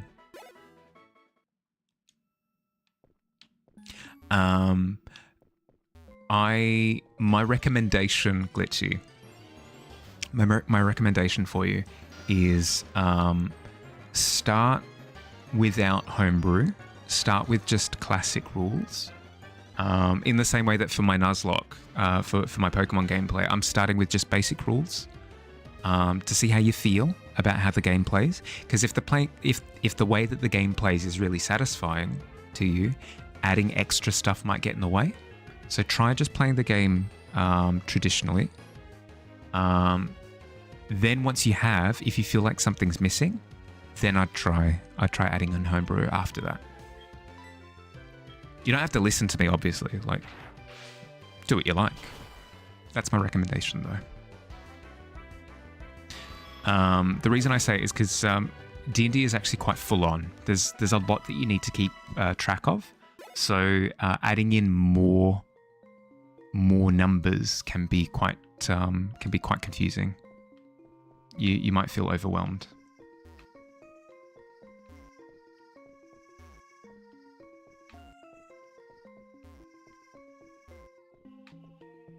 At the end of the day, though, do whatever's in your heart.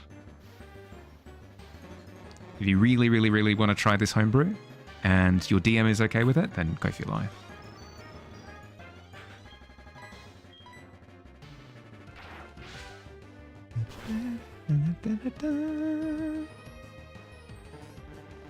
What class should you start with your Wood Elf Ranger? With your Wood Elf character? I think Ranger's fine. I think Ranger's a fine class to start with.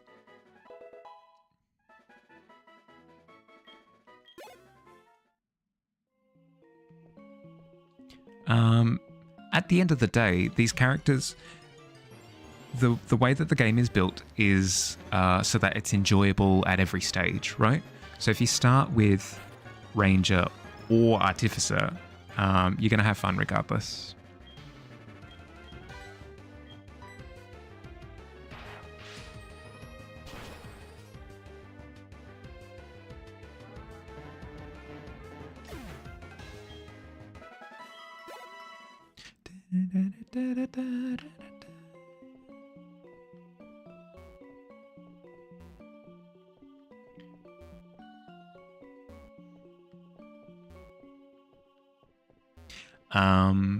Actually, speaking of multi-classing, I'm looking forward to how Daggerheart handles multi-classing.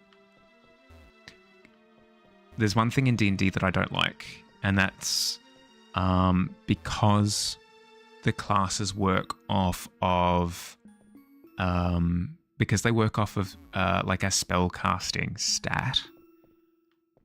What can happen is you've got multi-classes that are viable. So like, I don't know, Warlock, Sorcerer. Like there's a lot of crossover in the sense that you're working with charisma-based characters for both. So you're not misplacing any stats. But then something like I don't know, what's a good example? A cleric wizard.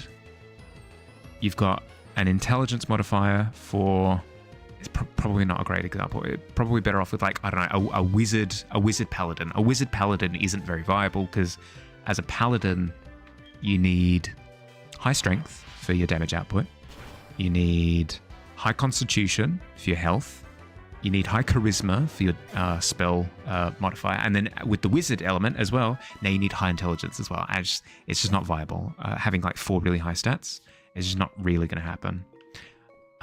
Whereas in Daggerheart, you only really have the one stat that each class uses. So a Guardian, in my case, uses the strength stat, and that's it. That's the only thing that you have to worry about. You don't have to worry about Constitution. You don't have to worry about Dexterity. You don't have to worry about literally anything else. You just worry about that one stat. So it means that the likelihood of you having 2 decent stats for your main class and your secondary class, way less of a hurdle to jump over. Obviously, you'll have the natural synergies where 2 classes require the same modifier stat. So maybe like a fighter character and a guardian character both need strength. Hey, look at that. They're the same. You've got synergy. But it's like way less of a brutal thing to ask.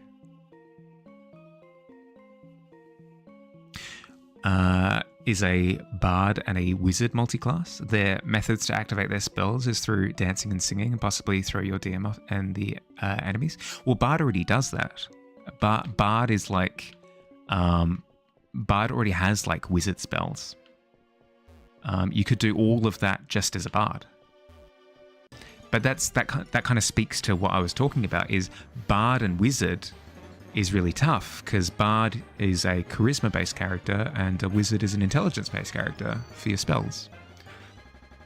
So it's less efficient to mesh them together. Yeah.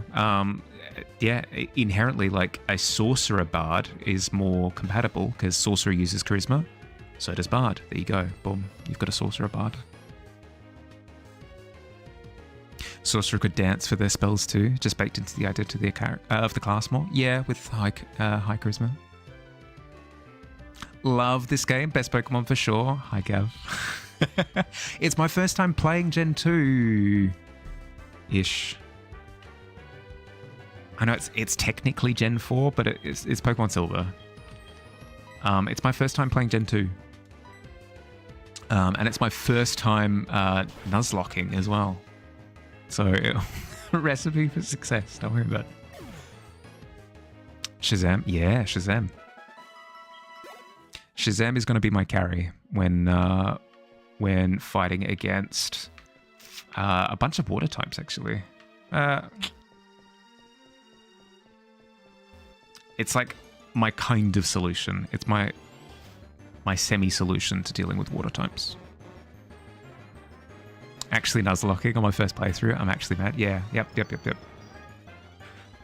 I mean, it's going well. I've defeated the first 8 gyms. I'm just, I'm grinding for the Elite Four at this point. Is Rogue and Sorcerer compatible with each other? It can be.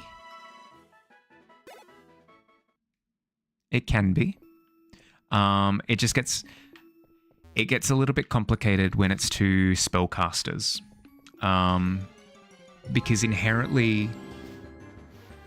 Hi Xenia. Hi, welcome to the Tavern. Thank you for the follow. The problem with spellcasting stats is that apart from the spellcasting and skills, they don't really do anything. Martial stats are different. So dexterity affects your AC, it affects your initiative, it affects a ton of skills, and then it affects what you're hitting with, right? So if you've got high dex on a character and then you pick up a spell class as well, the spell class character is going to appreciate the high dex. But if you've got a wizard who has high intelligence and then you pick up another spell caster like a sorcerer or something, the sorcerer class bit doesn't care about the high intelligence at all. It does nothing for the character mechanically. Like it affects skills and stuff, but in terms of like what they do in combat and stuff, it doesn't affect them at all. You can do it. It's not as efficient as just staying with the one class, you know, like all the way through.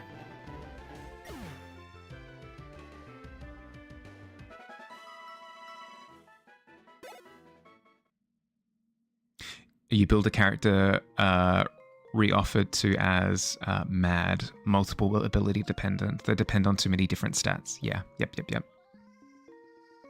Do I watch anime? I've read quite a few manga series. I haven't watched as many anime series.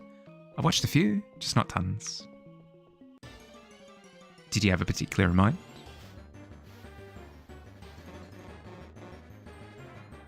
If you happen to roll amazing stats, that opens up more subclasses. But most classes have prerequisite stat levels too. Yeah, true. So if you rolled, like for example, your character has low charisma, low quote unquote. Your character has 10 charisma. I don't think you'd be able to be a bard. Because bard I think requires like 12 or 13 charisma. I can't remember. You multi-classed your barbarian with monk. Had to ask very nicely for your DM for some attribute reshuffling to be able to pick monk. 2014 D&D is very different for low level and multi-classing to 2024. Really? I haven't looked into the multi-classing rules yet. I don't multi-class as a player. I don't tend to multi-class as a player. I've done it once for a short little stint. All classes get subclasses at level 3. Oh, no, sorry, I meant... Oh, sure.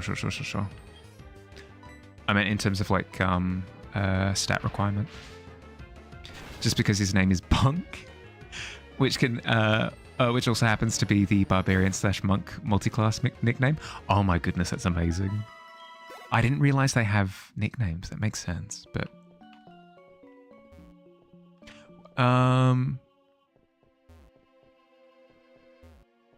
is it Sourcelock or something for Sorcerer Warlock? I've seen that around before, but that's an amalgamation between the two words. I've never heard of like a new word like bonk being used to describe both. That's really funny.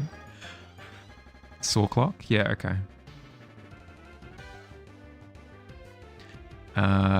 Because the cast of Naruto are basically a rogue sorcerer / wizard, and Rock Lee and Might Guy are monk rogue.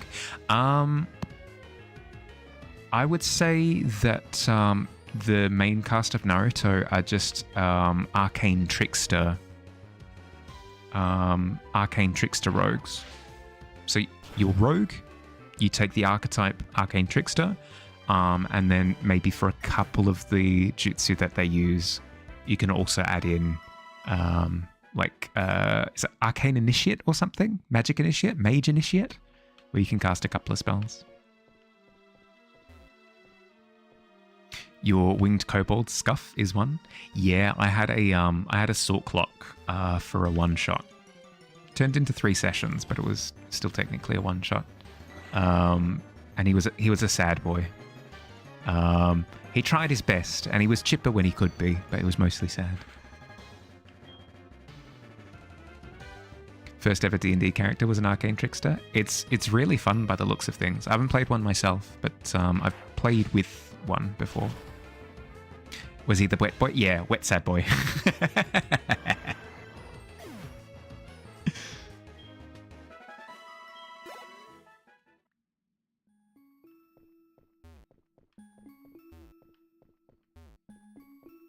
We're close. We're close to level 40. Just around the corner we are.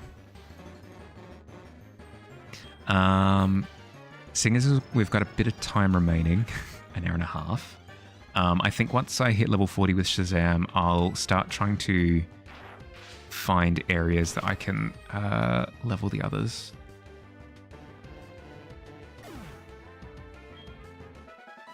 Shazam, I do need up to level 50 to deal with Lance's Gyarados, plural. They don't have sniper on them, so my chances of getting one shot by them is low. It's still possible, but low.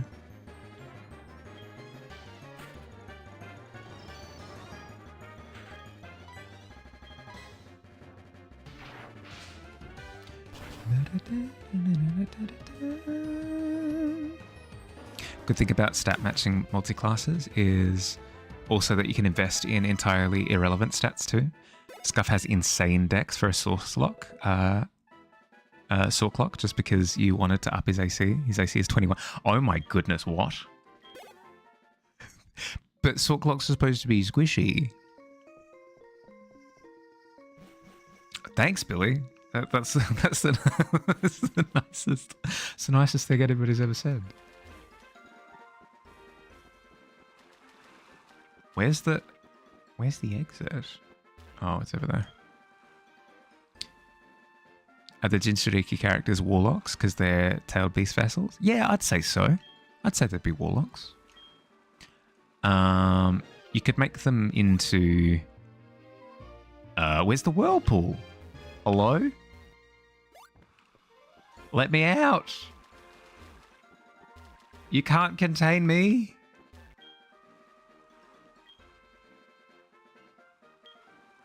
No, I'll see it.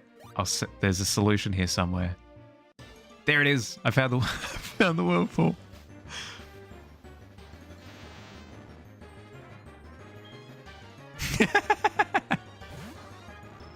Don't worry about it. It's fine.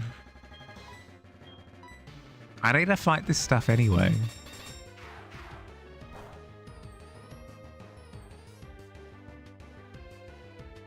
See, they can't even hit me.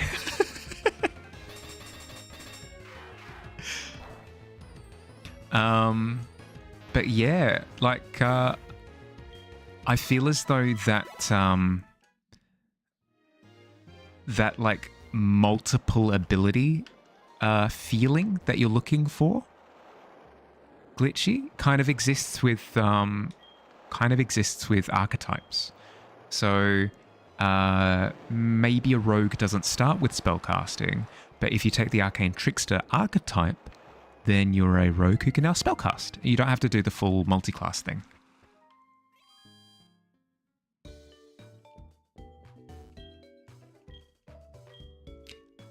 Same with like a warlock. So you might think like, oh, ninjas are kind of fighters, right? They do punches. You could have a rune knight fighter who's like kind of a warlock, kind of a fighter. Or you could have an eldritch knight warlock who's a warlock, but with fighting stuff as well.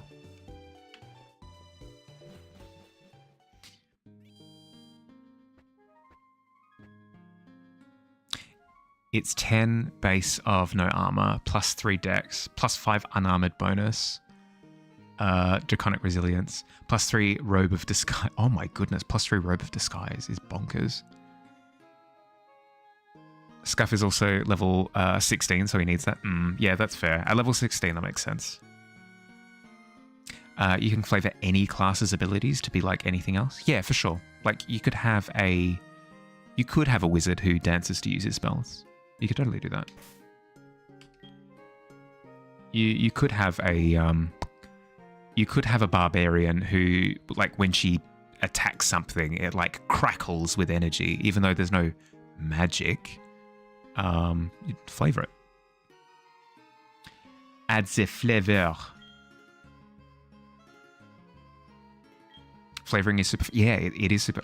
Before I freaking forget, let's grab Georges from the box. Come on, Georges. Out we go. Your level 15 Dragonborn only has AC of 6. It's tough. It's tough. Unstable potato rat. That's amazing.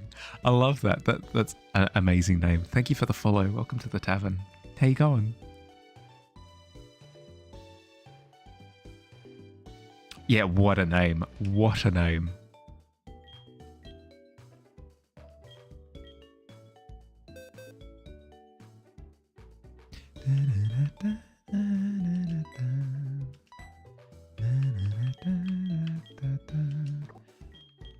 Billy, if you can still hear me, I'm going to put you in your own little box. There you go. Brilliant. Ooh. Let me grab my water.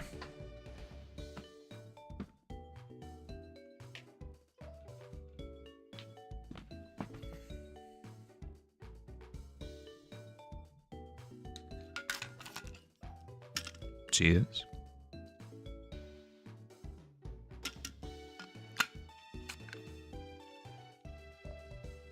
By box you mean coffin because rip Billy. Oh my goodness.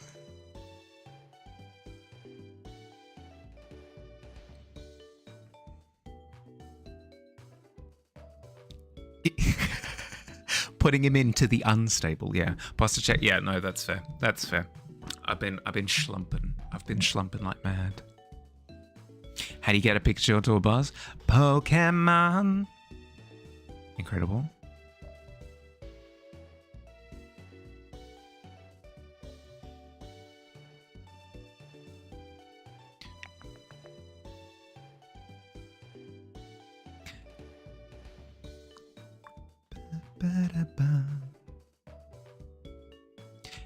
It'd be a cool concept if there was a wise barbarian character like Kratos from the God of War games, specifically the Norse Saga games Kratos. You could totally do that. You could be a wild magic barbarian and then flavor everything.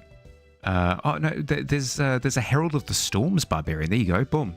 There's Kratos right there. Herald of the Storms barbarian Kratos. Give yourself an axe.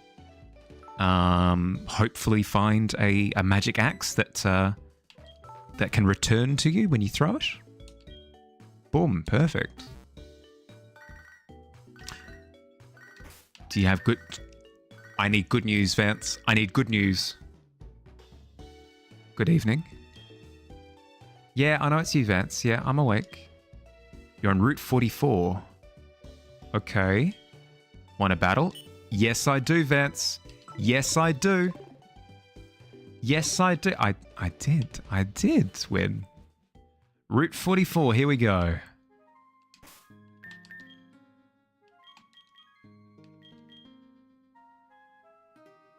Georges' name is... That's kind of beautiful, actually. I like it. Keep it. Don't change a thing. You're Georges. Route 47, 48, 41, 39, 44. There we go.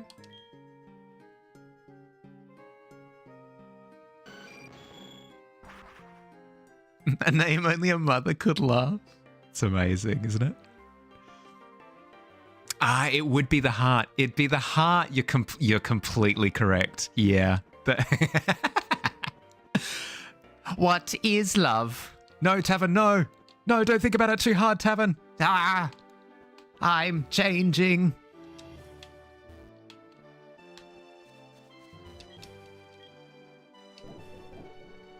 It's tough. It's tough.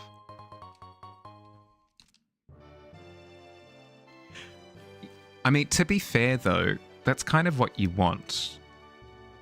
Not a corrupted tavern, but if you want something to gain self-sentience, when you tell it, I love you, or something, you know, at least that's kind of stabilizing.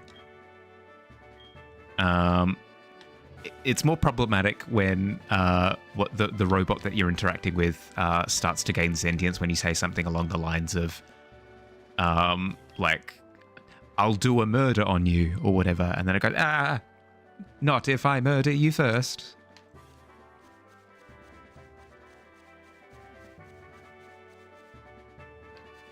Why is the magical building voiced by a robot?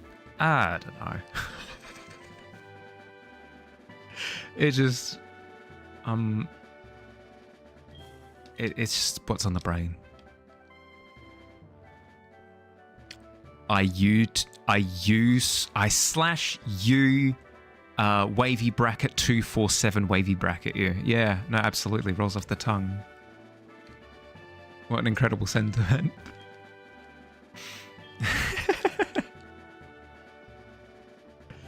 Okay, we're looking for a lance. A Vance. No, we're not looking for we're not looking for Lance yet. Are you Vance? How has it been? Did you see the legendary Pokemon?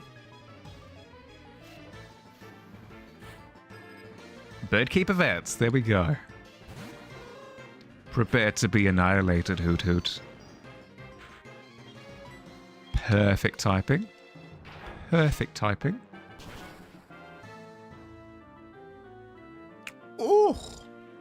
Oh, you love to see it.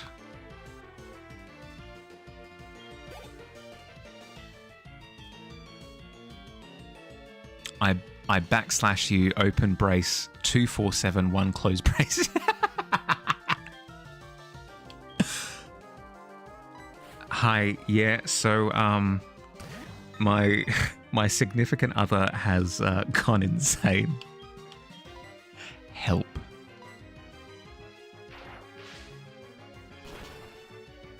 Send a fire truck. I really like fire trucks. They're really big and red. What was I talking about again? Thanks, Vance. No, that was epic. Thanks, dude. Ooh, Carbos.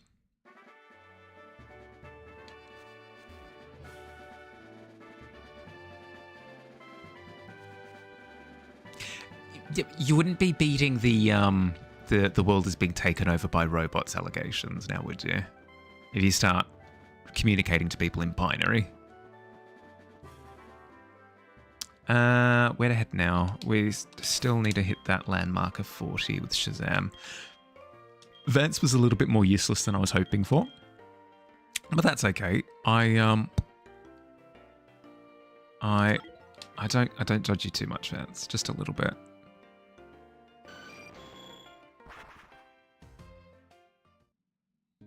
Got a spare.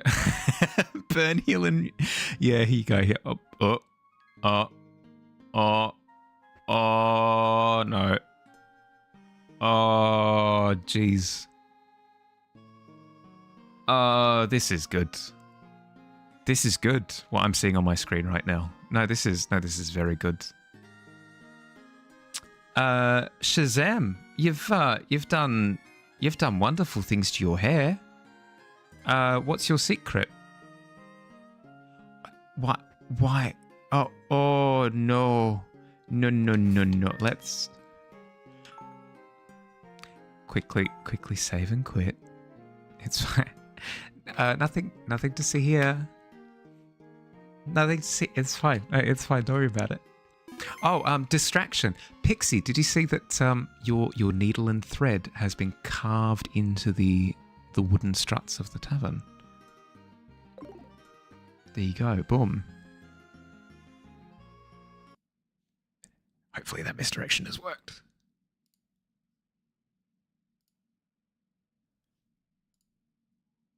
And go, go, go, go, go, go. Okay, it's fine. It's fine. We're good. We're good. It's perfect. There you go. Boom. Okay. We're good. While we're on this screen anyway, get your tavern marks in now. We're running out of space very quickly. We've got like a few little spots that still exist around the place, but like clean real estate where you're not going to be obscured by stuff. Like we'll eventually have to get to the point where we've got people like underneath the hanging cloth there, underneath these vines over here. It'll get to the point where your mark is a little bit more obscured. So if you want a clean mark that's out in the open and you can see clearly, cash in your points now-ish. No stress, but like, yeah. You love it? It turned out so good. You're lacking just a teeny bit. You want to stick want stick or coffee mug someday?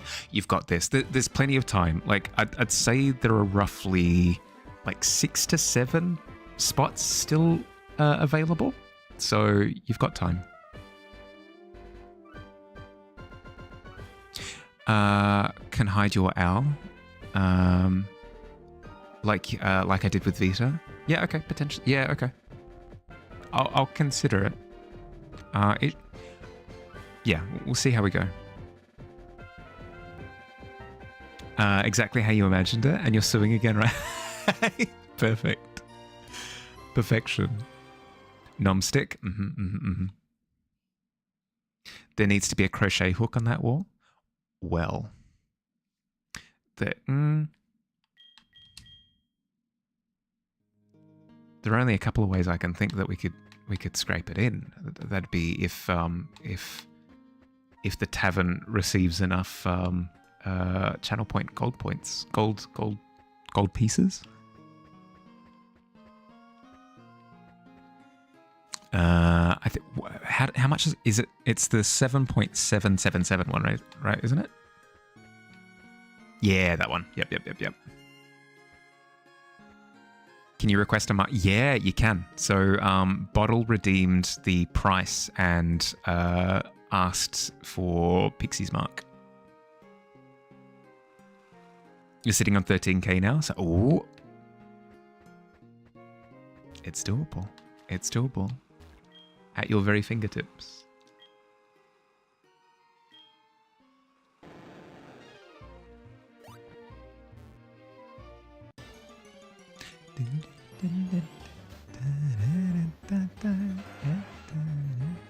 Reminds you, haven't had your morning coffee yet? BIB. Yeah, no stress. That's what you gotta do.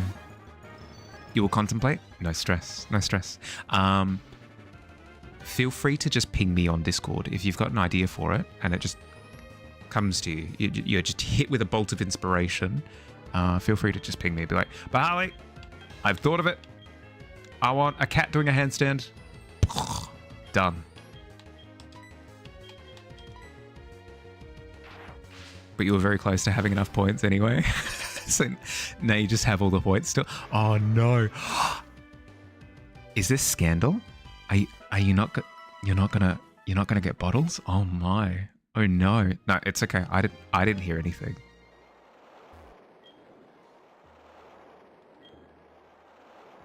You have so many points. What do people want to return? Want to offer you in return for a mark? Well, Noctua, not to spoil anything, but in the pretty close to mid-future, there are going to be quite a few things that you'd be able to do with channel points. So maybe hold off on splurging, just for now.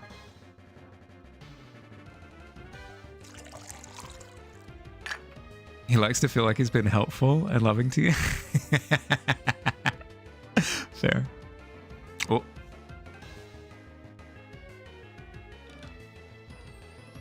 Look at you.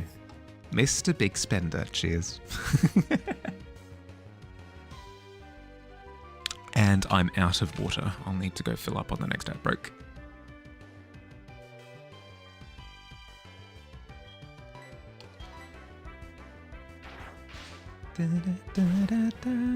Ooh, just a heads up. This is an idea that I'm kind of playing with at the moment. I'm pretty committed to it, so it's not like it won't amount to anything. But I'm just saying this because it might be a little while before it's implemented. I'm currently thinking of having it so that if anybody does any tavern or stream related art, like anything depicting the world of the tavern in one way, shape or form, whether it's like drinks, quill, the outside world that like the tavern exists in, anything to do with inside the tavern, anything like that, I'd have it presented on the thank you for watching screen at the end of stream. I'm not sure what kind of exact form it'll take, but that's the plan at least. Yeah, just a heads up so it doesn't hit you out of nowhere. That's the plan, and it's not like a specific style or a specific medium. It could be like photography based, it could be collage based, it could be crochet based, it could be written word based. It doesn't have to be something specific. But that's the plan. It's an idea, yeah. Because of the new spruced up specs on the PC, I'm thinking of more and more ways that I can crash my stream. No, I'm thinking of more and more ways that I can use that beefier build now. So I'm thinking of new little features that I can slowly start tacking on. Down to 182,000 rip. It's tough. It's tough. You know what it'll look like? I mean, yeah, but you're the one who I've been planning with. That's to be expected. Billy, if you didn't know what I planned on it looking like, I would be concerned. For our for our friendship, no, not at all. But yeah.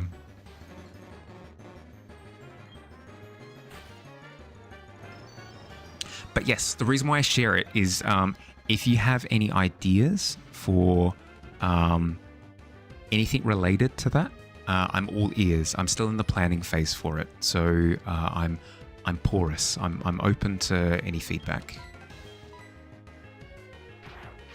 Hadn't discussed it, but you know how to make it work. Magic fingers motion. Yeah, fair. Of course you do. Perfect. Which is why I ask. It's why I ask.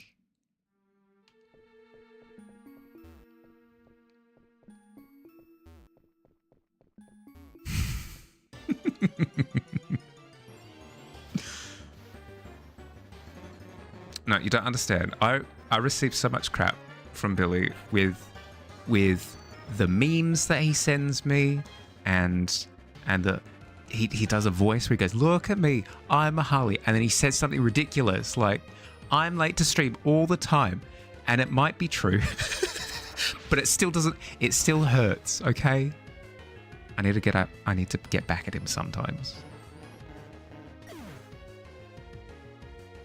Can't wait to set up your screen tablet so you can use Blender more. We have 100 in the Discord. What? We have 100. We have 100 tavern goers in the Discord. That's amazing. Oh my goodness. To put that in perspective for everyone, that's ridiculous. To put that in perspective, we barely had 50 about a month and a half ago. Yeah. That's bonkers. No, that's awesome. Thanks for joining in, everyone. 100 gig, right? And I won't put too much emphasis on it because I'm not trying to imply anything. But we're getting pretty close to 400 followers on Twitch as well. Again, bonkers, because we only barely hit 300 about a month and a half ago.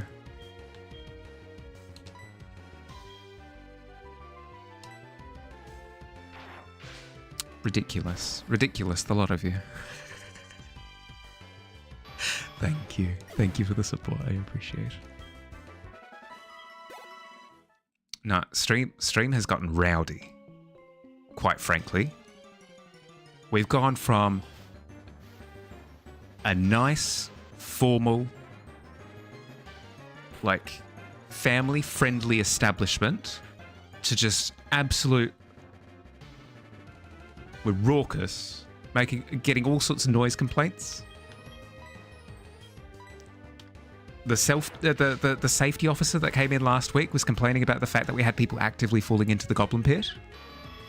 It's not my fault. It's so much fun.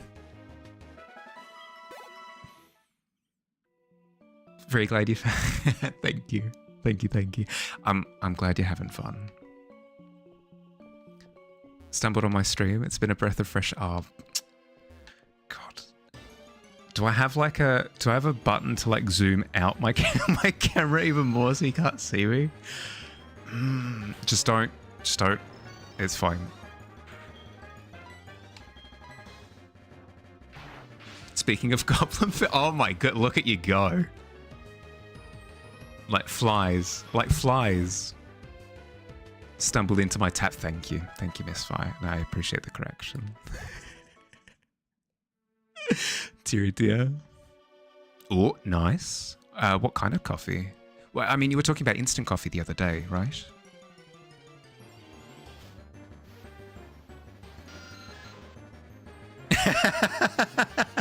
What about me? Wait, let me see. Can I dash? Can I dash for the edge? Nope. Billy, good news. I grabbed your hand. Bad news. I also grabbed Bottle's hand, and all three of us have fallen into the pit.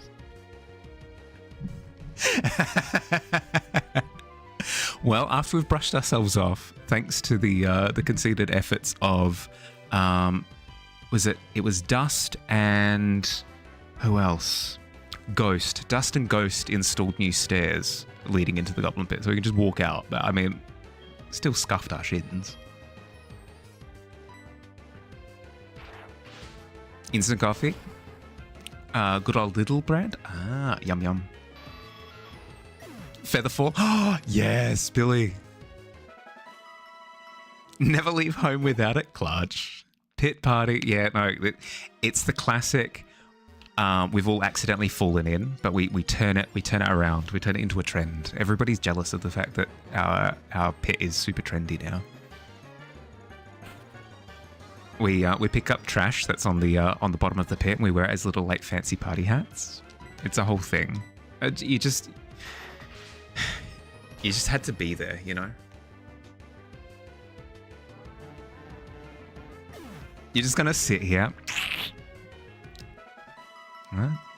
More for us.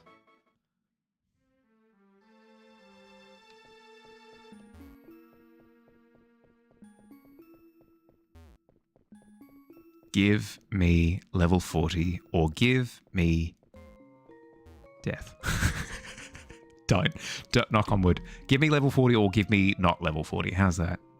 Very low stakes declaration. And oh my goodness, have we killed everything in this cave? Literally nothing. The population absolutely decimated. I thought it was just the jellyfish population that was at risk. Don't got to tell you to roll to do that. You can just jump down. Fair. Love to see a shiny Pokemon. Well, I mean, we did have a shiny Pokemon. A moment of silence for one Quillian.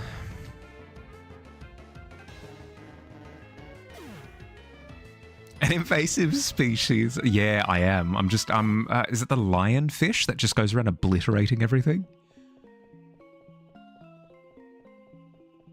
More shinies. Yeah, no, that's fair. Once we defeat Lance, we'll be able to go back to the Lake of Rage and catch a shiny Gyarados. Actually, no, we can't, because we've already had that encounter before. Frick, Nuzlocke.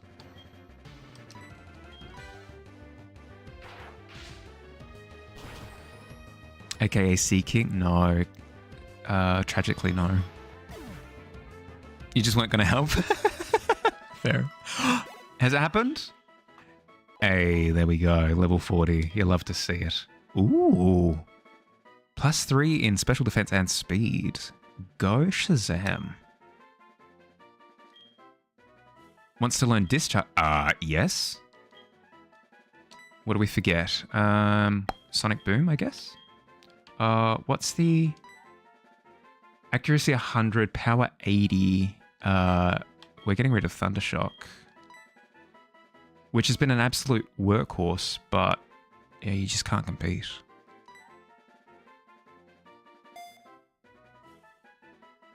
Love the story where some divers taught sharks to eat lionfish. Oh my goodness, that's amazing. Oh yeah, you're right. These are actually delicious. Thanks for the heads up. Look at me. See, this is what I'm talking about. It's this smarminess. Look at me. I'm a Harley. I didn't want to catch the shiny Gyarados. Yeah, no, that's exactly what I said, Billy. Thank you. No, thank you for restructuring my sentiment. Thank you very much. Your net is lagging. No.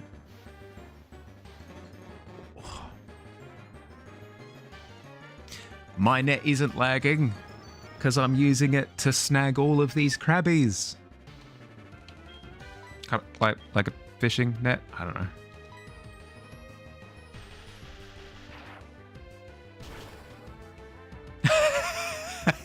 But, Billy, you know that if it's written in chat, I have to read it.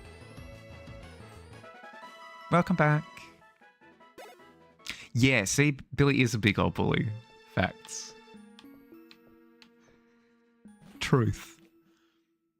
Can anything else train in this area? I mean, the levels are good. The Pokemon are good in the sense that they're not atrocious to fight against.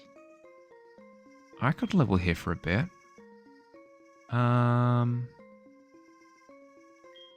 Hey Pidge, are you good to go? Probably.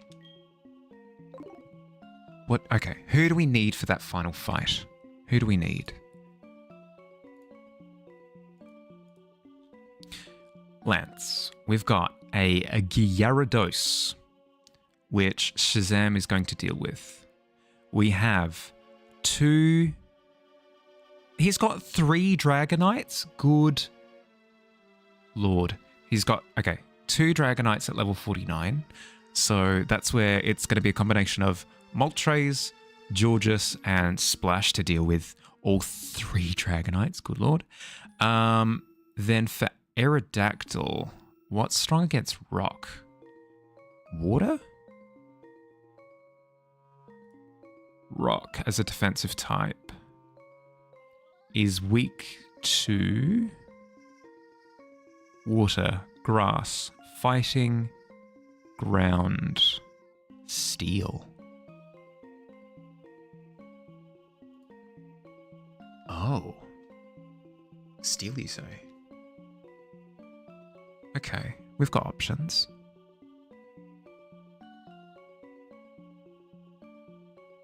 When are we gambling for the Ice Beam? Soon. I'm thinking the last,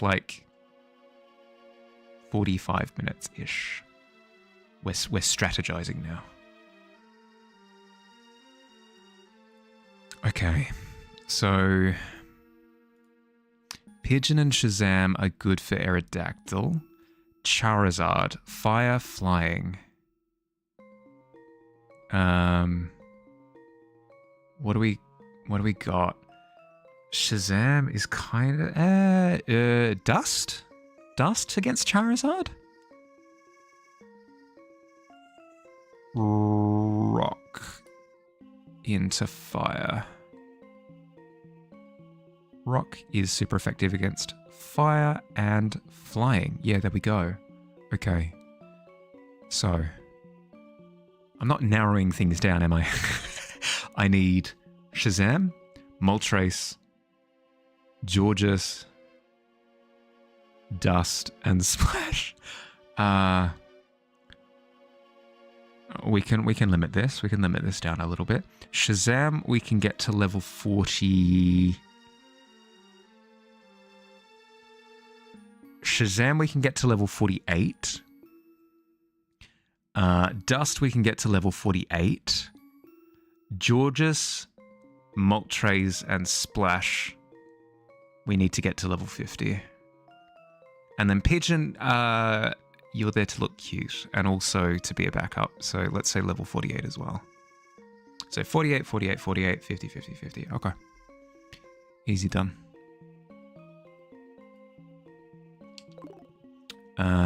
In which case, they all need levels. Let's bring out Moltres to begin with, because Moltres, you need levels. You need levels.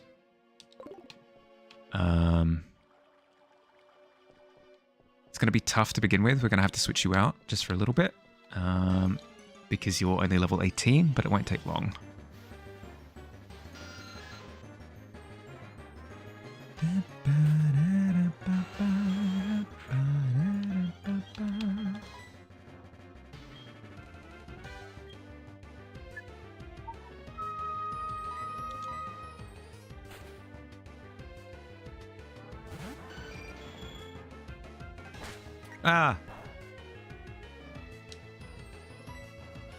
I've forgotten how broken steel types are. Ridiculous.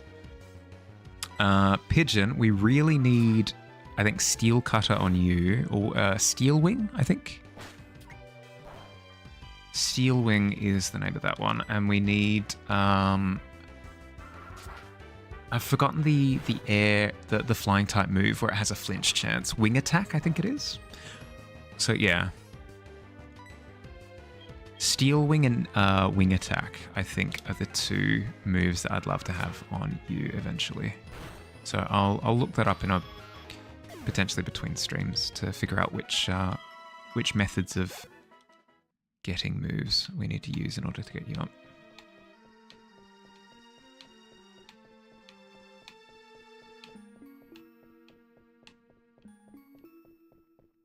Welcome back. I think, I hope.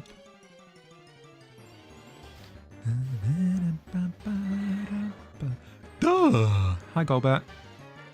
Go.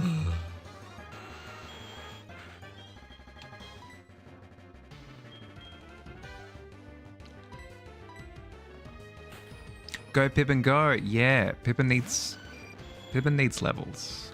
Pippin needs levels bad.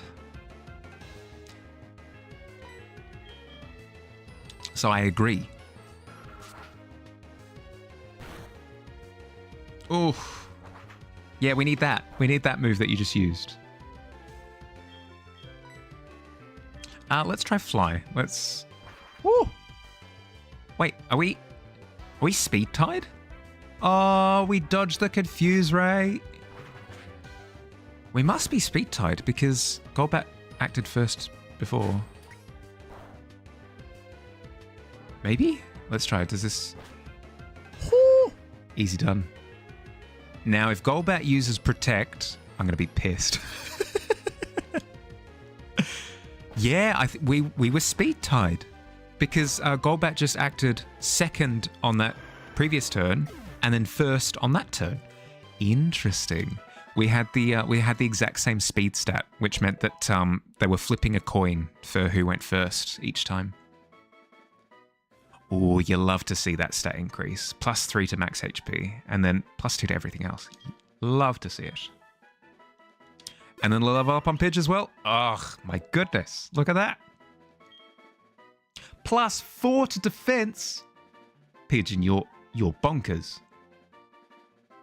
+1 to special attack is fine. We're not too concerned about that because you're a physical attacker. You are, Pigeon. Wants to learn the move Spikes. I mean, I guess.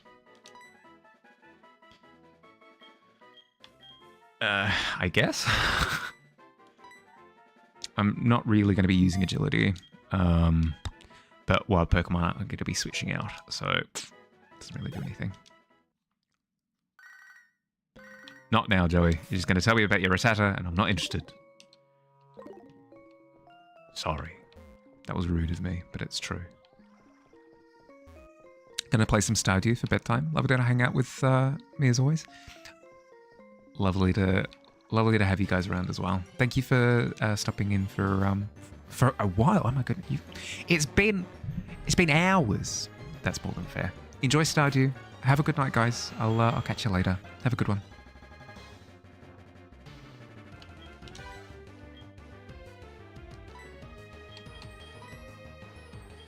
Grab.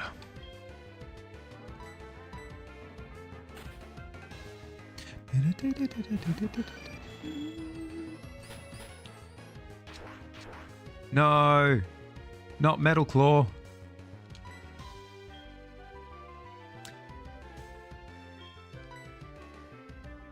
The funny thing is, Spikes is ground.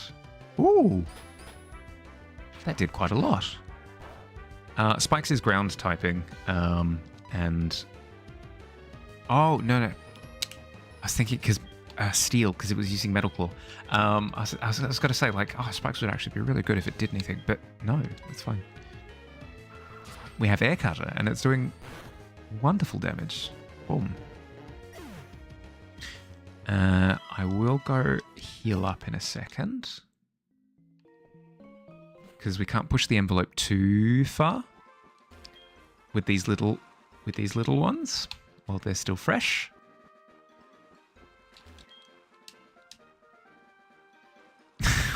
What's this link?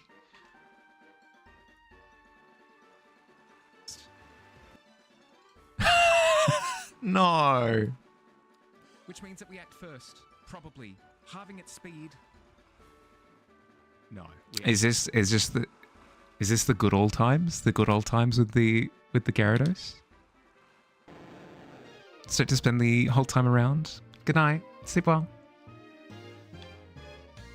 Yeah, please do. Good luck with D&D tomorrow. Yeah. Good luck with D&D tomorrow, guys. I hope you have fun. Catch you later.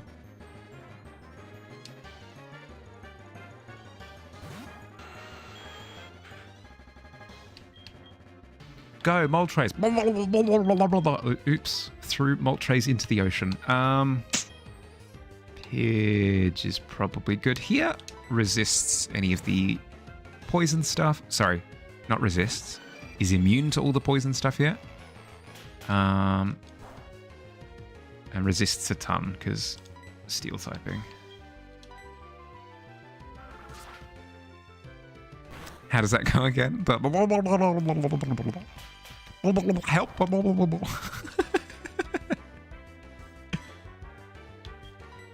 Let's try Fly. Fly did a big chunky section of... no, don't. So rude. Pidge's attack missed. So rude. It's unbelievably rude.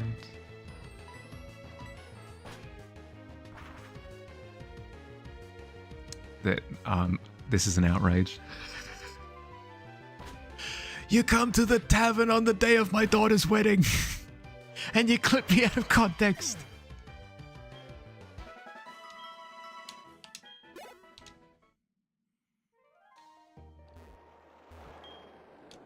I would like to use Whirlpool, please. Get me out of here. Get me out of here. I'm being embarrassed. No, not clip that too. Ugh.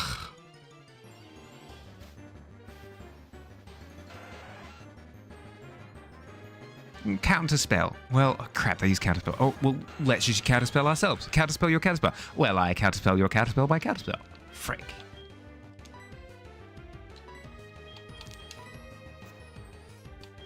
Go, Pidge. You got this. Clip that to Electric Boogaloo. The sequel we've all been clamoring for. Alright. I reckon we bonk this tentacle on the head.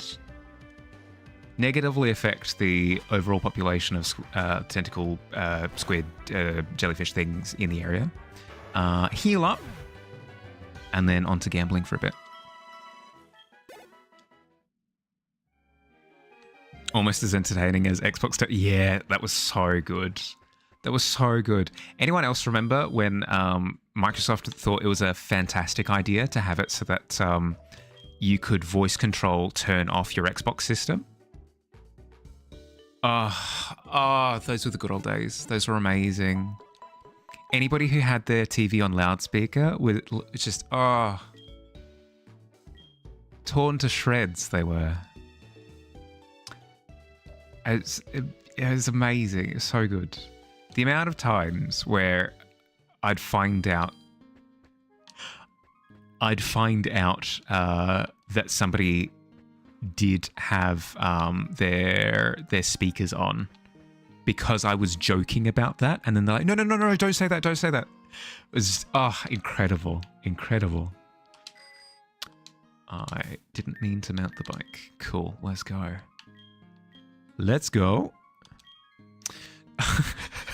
Good. No, good. I'm glad I was clipped. Oops, threw Malt Trace into the ocean. No, that title does actually put a smile on my face. I'm slightly less upset now. To Voltorbs. We return to where it all started. Goldenrod City. Land of broken dreams. And Voltorbs.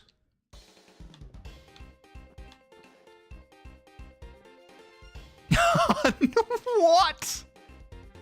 How dare you? That's so unbelievably rude. No, it's fine. You know, I'm enjoying it here under the bus. No, it's good. It's good. So rude.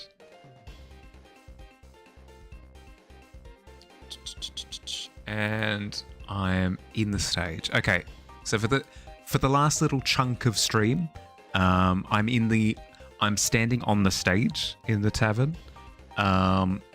So if anybody wants to jump into voice and just chill, that it is a viable option. You need a stage pass, so you need to like redeem stage pass using channel points. But otherwise, yeah, the stage is now open for Voltorbs.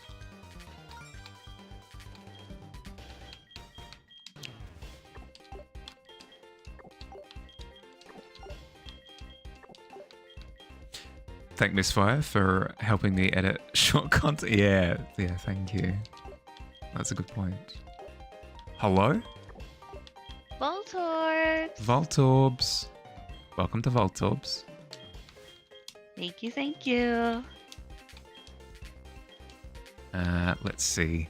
I've had awful luck today with Voltorbs. There were so many like Excellent. 7181 guesses that I would make I would hit a Voltorb. It's just awful.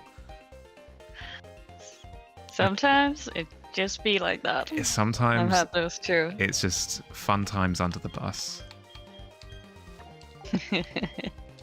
All right, this is a pretty awful final bit of the guessing game, but alas. Yeah, yeah, I see the results are starting off real fun here. it's heads you win, tails I lose. I guess I think you're gonna be able to click both of the 7 ones, because there's a high likelihood of the. It's not great. There is gonna be a 2 there. And a 1 somewhere. Yeah. Okay, so one of the rows is gonna have a 3 in the purple column, and then the other one is gonna have A Voltorb. 2 2s. Okay. Yes, also that. But the other one is gonna have 2 2s in the red and yellow column. I feel like the 7-1 is a safer bet because either the 7-1 or the 5-1, because even if I hit a fail state, it could still be a 1. Yes, it should definitely be one of those. Do you have a preference, Good luck. Nacho? Nope. Go for it. Thank the one you. you're on. Play The one it. I'm on? Okay. Yeah. Come on! Show me what options. Oh, the other one was completely free. The 5 one was completely free. It's completely free. It's fine. It's fine. Well. Welcome, Billy. Welcome to suffering. Hello. I'm conflicted if I should join. No. More cooks in the kitchen could only lead to a tastier soup, I think. That's Absolutely. not how it works. Yeah, no, that's absolutely how it works. Nope. All the chefs raise their ladles and they go, with our powers combined, soup, and then they make a really tasty soup. Teamwork. Yeah. Everyone brings a little bit of something to the table, right? It makes the dream work, Billy. It's what they say.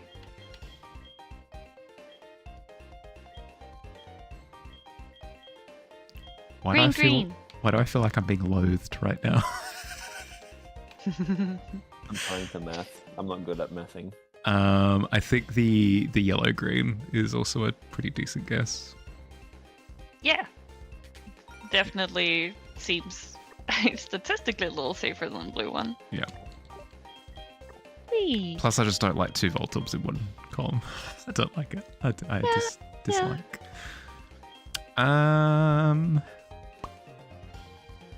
Again, we're down to 50-50s. You have that one chef that brings in a cow's heart and ruins it for everyone. But, I mean... It depends on what the other people brought. Yeah, that's true. A cow's heart could be well seasoned, maybe. I don't know. I haven't had I mean, cow's if heart. they brought cream and strawberries and like sugar, then maybe it's a little weird, but you know. Yeah. I'm the one that brings sugar. We guessed 7-1 last time and it backfired. I'm gonna go 5-1 this time. And it's gonna backfire. Alright. Go for it.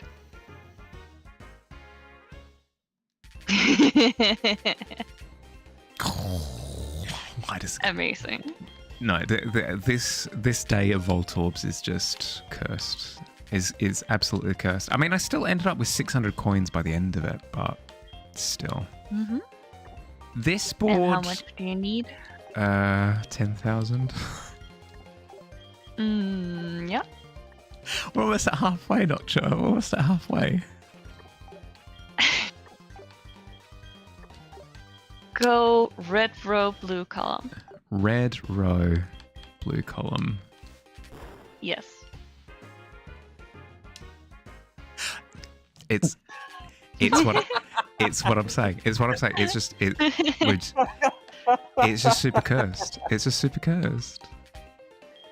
You feel like that did not put the correct amount of shade on the heart contributor to... Oh my god, that was a Captain Planet reference. No, that's completely true, actually. Good point. No, that's on me. I failed to pick up on the reference.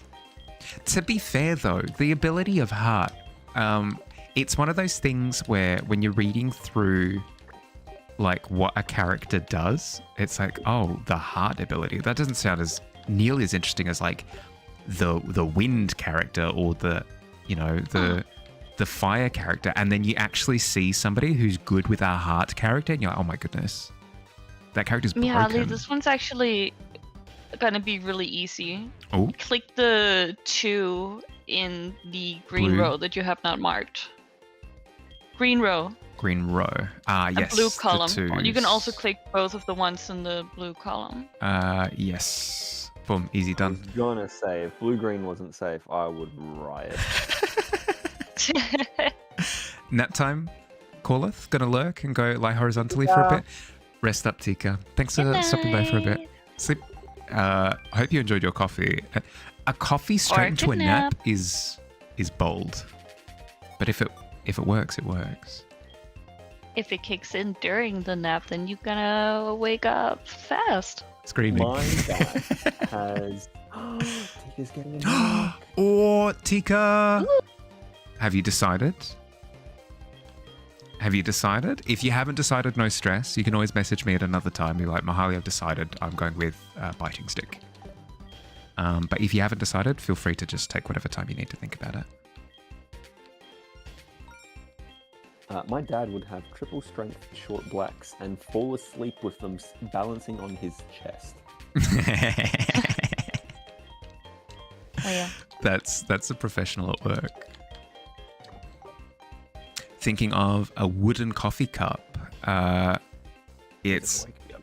kakska in Finnish. Coffee makes you sleepy. Oh, really? Okay. I'm going to quickly... Let me... frick, the little preview thing has blocked it. OBS does this annoying thing where when you hover over text, it comes up with like, do you want to read more about that? And it just covers the entire image. I have screenshotted that and I have chucked it in to my little Discord server thing that I've got just for myself. So I've got that as a reference point. Okay, I'll look it up, Tika, and I'll try to do the design justice. I think you accidentally said Kukska instead of Kuksa. Oh, Kuksa. It's close. It's the thought that counts. I'm going with purple, and I'm not thinking about it. There we go. Yeah. That's the 2 twos. Bunty. Sweet. Uh, Oh, that's real nice. You have the green row out of the way immediately. Actually made this really easy. I can just click the last one. Boom. That's all we needed. We needed to get all of the cursed rounds out of the way first. And then clean shot right to the top. Yep.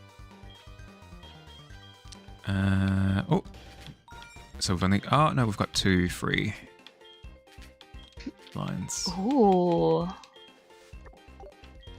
And you almost have a free pass on the yellow and blue rows because there's so many Voltorbs in the purple one. Red row is also sorted. In the purple column. Red row Oh, is yeah, also sorted. done. Yep. Voltorb, 1, 2, 3. Yeah, okay. And purple row is done as well. Yes. Boom. Smooth sailing from here. I shouldn't have said it. Go through. I want to say yellow. Yeah. The thing is that there's a high likelihood that the Voltorb is gonna be in the purple column.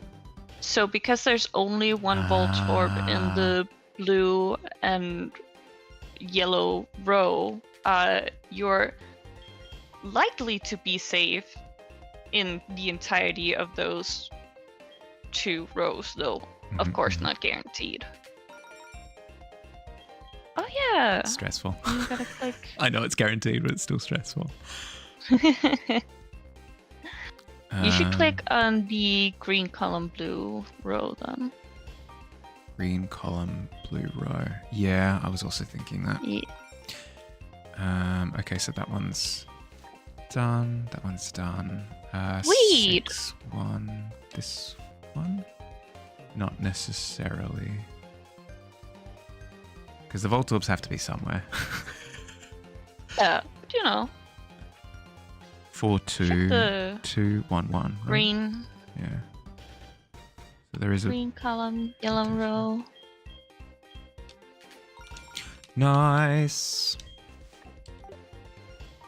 Which means Yeah. that one's sorted, which means it's this. Boom. Yeah.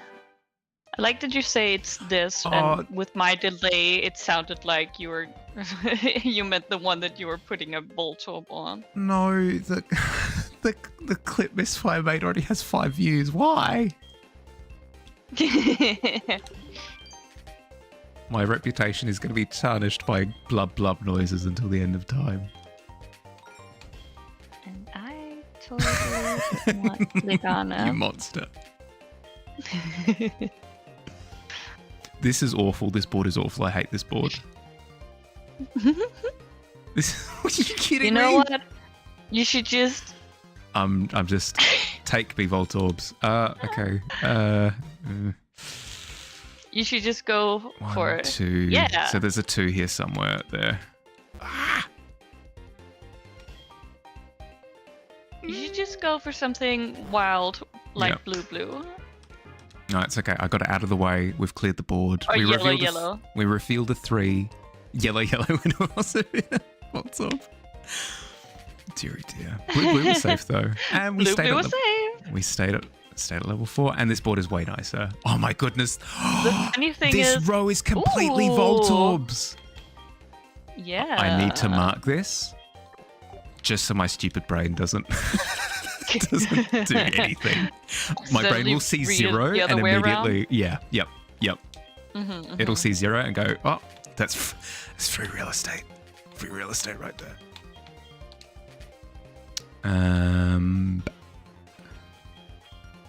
Cool. Blue column done. Thanks for making me Twitch famous, Misfire. Yeah, no, look at me, I'm Misfire.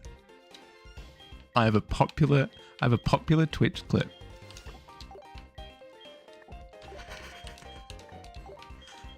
Okay.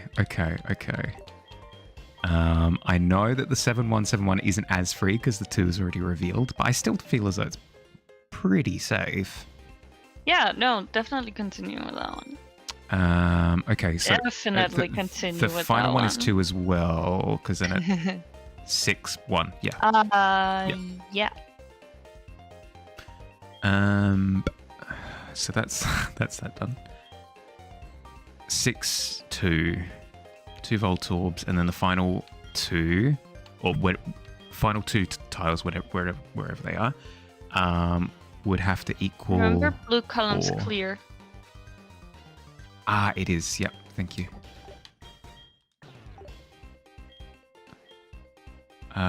What's in this one? It's a 2 and a Vault Orb. Yep.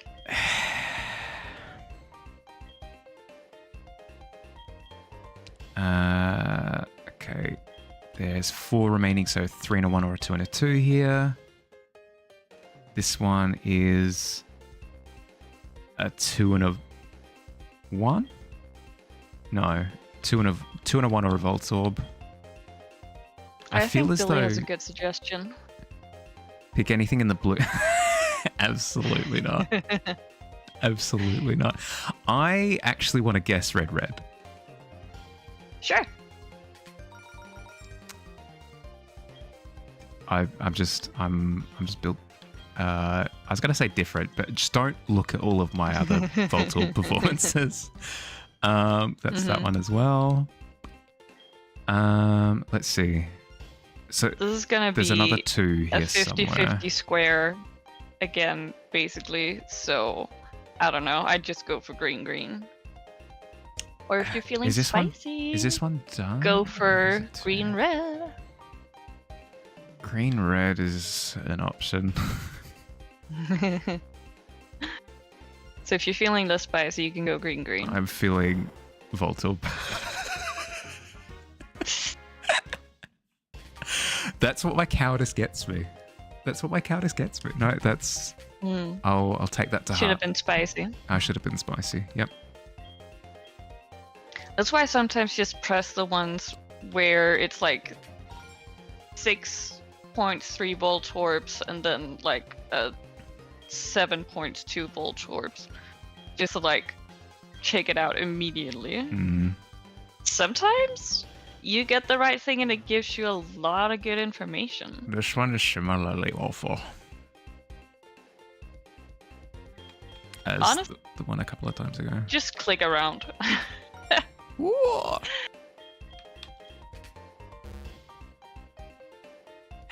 Okay.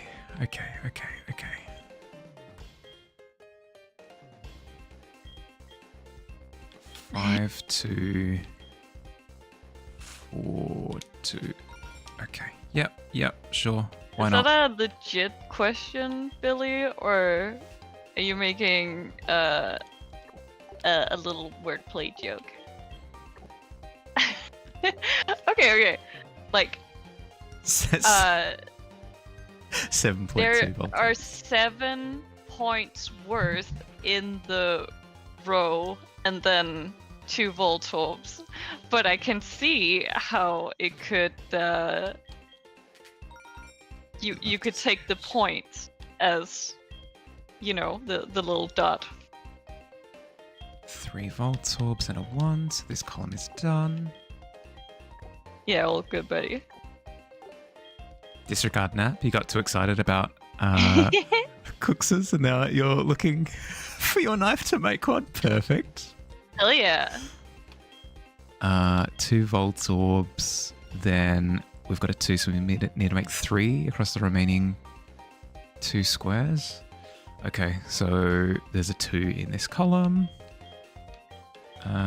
There's a 2 here somewhere. Be spicy and pick the 5. I want to go 5. pink, red, yeah. Yeah. Love to see it. Love to see it.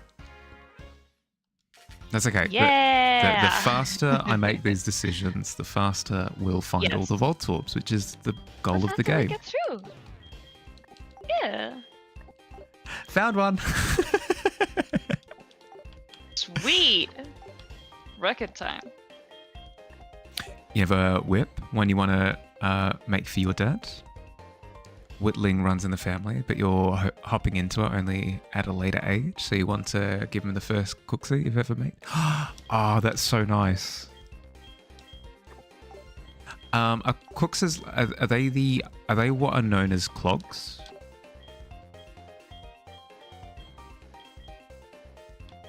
Wasn't it a coffee mug? A wooden coffee You're right. cup? Yep, don't worry about it. Sorry, brain fart. I've got clogs so like tied into whittling that it's immediately what came to mind. Night, Misfire. Bedtime for you? Having a hard time keeping your eyes open? Thank you for the fun. Making the Vault Orbs. Have mercy. Yeah, I hope so too. Thank you for hanging out, Misfire. Glad that you had fun. I'll catch you later. Have a good weekend. Sleep well. I like the Jeeps. Basically just Good wooden eats. mug. It's traditionally made from birch, but ooh. I'd imagine that there'd be a particular reason for it. But do you know?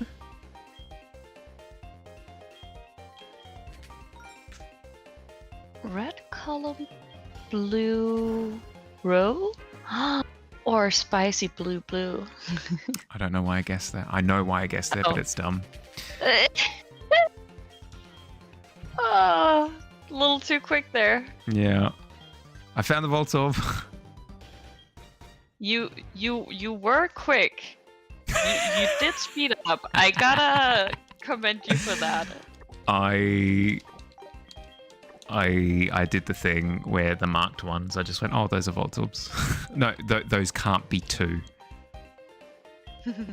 Even though there wasn't a 2 remaining. If you just cut out a chunk, there's a possibility of it leaking. Ooh.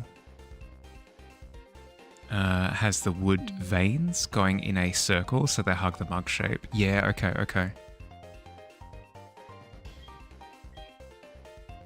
Yeah, okay, so it keeps a structure. So you can follow those. It's almost like you're following like a marking all the way down. Yeah, okay, cool.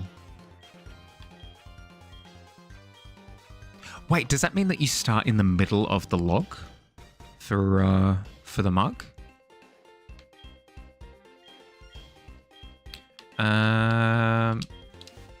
Just gonna plug some in. Vault Orb. Purple. Okay, don't go purple now. Oh. Purple was safe. You should have gone purple. I should have. That's okay. We're so close. We're so close to 5,000. Yes. We can get there. I've been jaded by how many 50-50s I've been presented to the point where I'm getting let's see. I'm getting lazy. With my choices. It'll revive the tree rings. It'll just shoot the coffee out the straws. That sounds cool though. Cute. Can you Can you make a little sculpture using that? What, And like feed it water and go pshoo? what do you mean it'll revive the tree rings? What? That sounds amazing.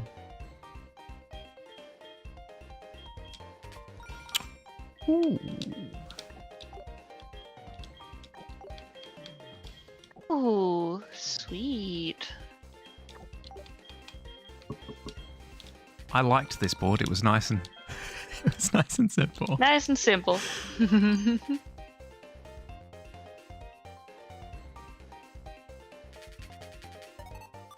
This is a really bad idea. I really like the sound of it. Yeah. I mean, it sounds, strangely enough coming from me, but it sounds fantasy as all heck. Yeah. But I hate fantasy, so I'm not interested. Ooh, that purple. No, that blue column is gonna be fun. Fun is a word. Fun is a word that you could use to describe things. You can start. Yeah, totally. I see. Let me see. Technically, the rest of the purple column could be twos. Yeah? Yeah, let's see what the blue row purple column has. If it's a oh. This. It's Why really does this- funny. Why does this game punish me so? My first thought would have been to go with the top right corner. Well, yeah, me too. Also, yep, for me as well. Yep. I would have done that as well. Purple column, green. row. My cat actually, you didn't see it, but my cat actually jumped up on my desk, knocked the analog stick over a few paces, and then pressed the A button. And course. selected the stupid option. Yeah. Well, that's good. I know that these are twos. Or that's a that's a 3. Oops. Click the last one in the green row. That could have very much been a Voltorb, but that's fine. Yes, the last one in the green row would be 5. And then it's purple 3, purple yeah. after that. I do, yes, because this one can't be, because this one's a 3, which means the 6 one's done. It's yeah. Yeah, and that the Yes. 5 2. Yep. Give me the coins. And we're at 5,024. You'll have to see it. Name your clank Voltorb, but you don't want it. You'd be memeing too close to the sun, Billy. Your wings made of wax would melt quite violently, I think, with that kind of statement.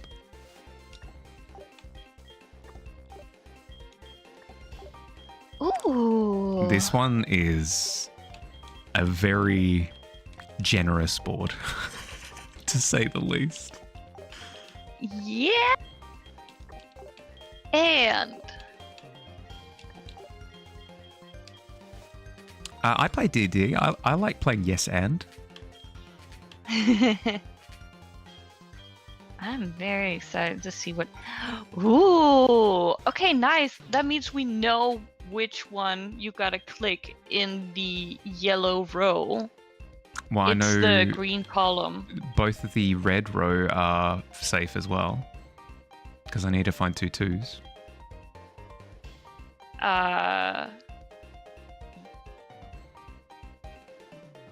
No. Oh, right. It could be a 3 to 1. Yeah. Sorry. You were saying? Okay, yellow row, green column. Yellow row, green column. Yes. Because it's the only one that could have a 3? Yes, because the other column can only Has have to be a a 2 2. in it. Yeah, okay. Don't. Game, please don't. Voltorb. Okay. 6, 2. So those are 2 Volt Orbs. A 2 and a 1. So it could be either 3, 6. So So, 4, 3, 1, click- or 2 2s in the green Click column. top of green column. Yeah. Love to see it. That's sorted everything? Yes. Oh my goodness. It's just it working. It working. Yeah. Level 4. Do we have any free ones apart from that one? Yeah, we've got one. Do the 2s give us anything? Not really. Do we have any nice anything? Ooh. Not really. So it's probably safe to have a go through the green column as long as it's not the top one. Yes. Which Though actually, that could also be the one that hides the last 2. correct, but Still. that is nice because it does throw the odds in our favor a little bit. I'm gonna go green yellow. A little bit. Yep. Well,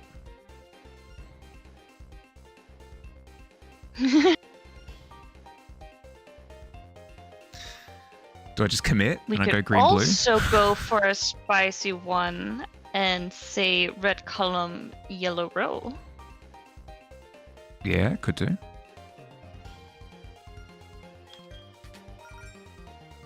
That's what I get. It's what I get. It's what I get for actually venturing. But it doesn't tell us too much still. We're still looking for 2s. Mm-hmm. No. We're looking for a 3 in the red column, Ooh. so it can't be the top one. Yes, we are. Can it be this one? I So it can't be think- the purple either. Yeah. So it has to be blue. Yeah. And I think the only one to click in the yellow row is the purple column. The yellow So all the way on the row. right on the yellow row. Because before we do that, let's see. Volt Orbs 311. Okay, so blue row is done as well. Mark Sorry. that shit. You were saying purple yellow is another relatively safe bet. The complete right of the yellow row, yes, because I believe that it needs a 3 right now, and the yellow column only has another 2 in it. Perfect. Which means that the purple column is done. Yes. Which means we're down to nightmares. Potentially the shittiest gamble. Yeah, I'm gonna go green purple, I think. Yeah, go for the safe one now. At least we have points so There that it like is. you're not There gonna. it is. That solved the rest of it. Yeah. Don't hit me with the suspense, please. I like how you still mark the one to not click, even when you know which one to click. It's a satisfaction thing. It's got nothing to do with like actually increasing my odds. Yeah, no, I figured it was just like, Scratching a brain. I get to make a little mark. Yeah. I know what this one is. Yep. It's Just getting to completing it. fill out a It- board. Completionist satisfaction. Yes. 6171 is probably my go here. Yeah, I'm just gonna lock that Yeah. in. Boom, full top. Purple, purple. You love to see it. Oh man. Level 1. Yep. Cool. We've got time. We've got time. All right. We can get back up there. Yeah. I've dedicated this time to Voltorbs. I'm going Level to 7, here we go. gonna have my fun with it. Whether Voltorbs wants me to or not.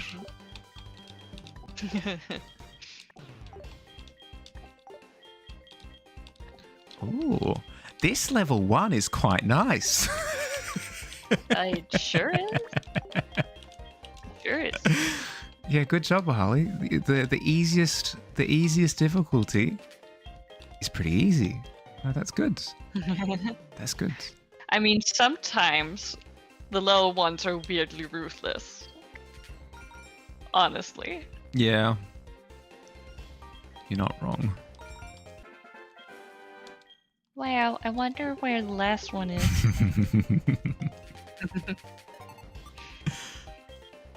Who's to say? Who's to say?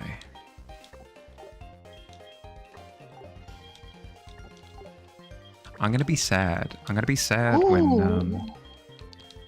when we get to 10,000 because I'll never be able to play Voltorbs ever again. Well. Well. You're always allowed. Yeah, I know. I can always just boot it up and play Voltorbs, but it would. Yeah. To be fair, though, with the popularity of things like roguelites, the idea of just playing a game to play a game has gotten a bit more popular. Like repetitive gameplay. The 2 bottom rows are clear. 2 bottom rows are clear. Ah, they would be, yeah. Yep. So you just have a nice little square of 2s. Well, Or could be 3 1s, yeah, that's fair.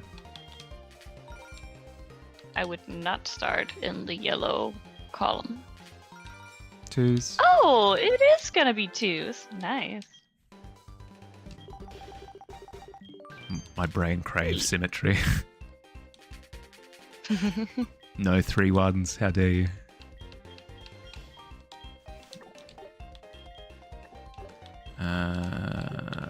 How's this board looking? It's looking alright, actually. Ooh. There's gonna be 2 3s in the yellow column and nothing else besides Voltorbs. 3 is good for profit. It sure is. I'm just going to plug in some numbers. Do it. Well, that's rude.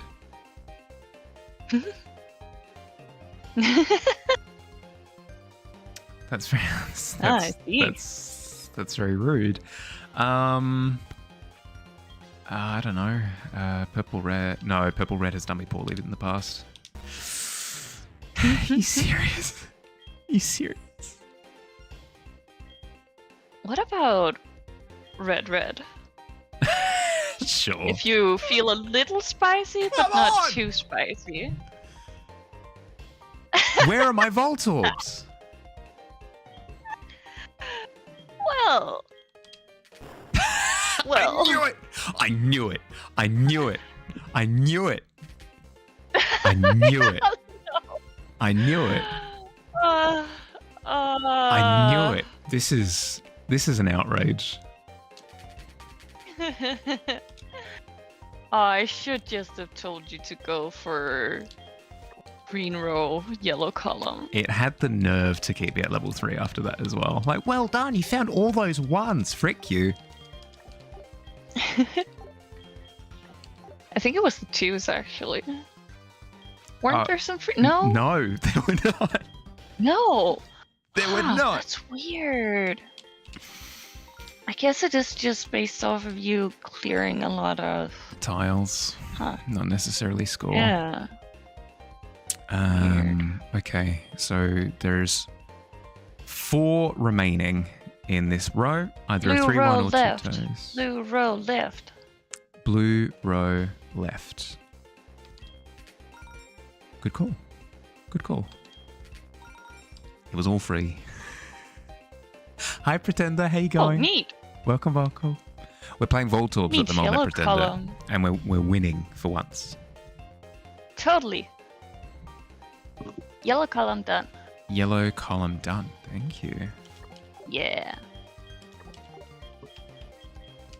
Have you played Soulsilver before, Pretender? This is my first time playing Gen 2 or anything kind of like Gen 2 because I know this is technically Gen 4. Never ever. First time for me as well. It's gone pretty well. I've defeated the first 8 gyms, and now I'm leveling up my Pokemon to take on the Elite Four. But to take on the Elite Four, the final fight in that is against Lance, and he's got 3 Dragonites, two at level 49 and one at level 50. And one of my stopgap methods of dealing with him is getting Ice Beam and putting it on my Moltres. Just so happens that my Moltres is a Nidoking. So I'm putting Ice Beam on Nidoking, but to get Nidoking and Ice Beam, I need to get 10,000 coins in Voltorbs. And we're halfway there. Over halfway there, and it's going well. It's not good. It's not, especially given that Claire, the final gym leader that I faced, the 8th one, she killed half of my team. Like, dead, fully. I had to release them. So I've been training them up all new, and it's going pretty well. Random tangent back to Cooksa, but apparently one traditional way to make one out of burl is to just pull/peel strands of wood off from the inside to reveal the That's really cool. Ooh. It's just rare because finding good burls for that is hard. That would be ridiculously satisfying. That'd be ridiculously satisfying, yeah. But yeah, Pretender, if you've got any squares that you'd like to guess, especially when we get down to 50-50s, please feel free to let them rip, and I'll heavily consider them. Let's see. Probably want to go with this one. Ooh. Your luck is terrible. Well, welcome to the club. You're in good. You're in good company. Let's see. Yeah. Yeah. Okay. Why not? Why not? Hey. Oh, actually, yeah. Do you wanna check? That means you know. Yeah, I know this column, right? Column done.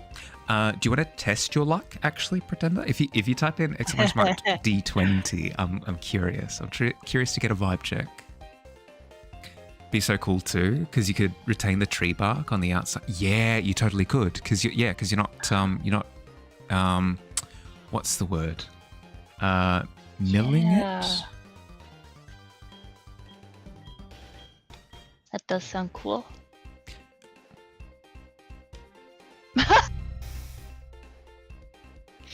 That's amazing. That is actually unfortunate. Really cool that you called it. That's incredibly amazing.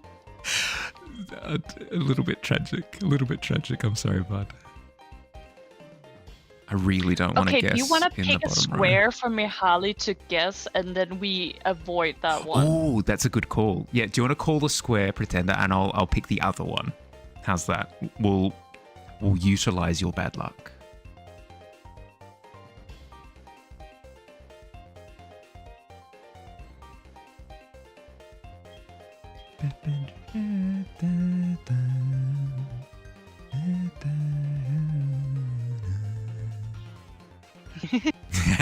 Right? Yeah, but that would be proving that they have good luck. You don't even know how this works. That's fair. That's fair. We'll keep going for a little bit, and I'll explain as we go along. So do you see the coloured squares? So you've got the red, the green, the yellow, the blue, the purple on both the bottom and on the side. They tell you what's in the columns and what's in the rows. So Do you wish for a tutorial? if you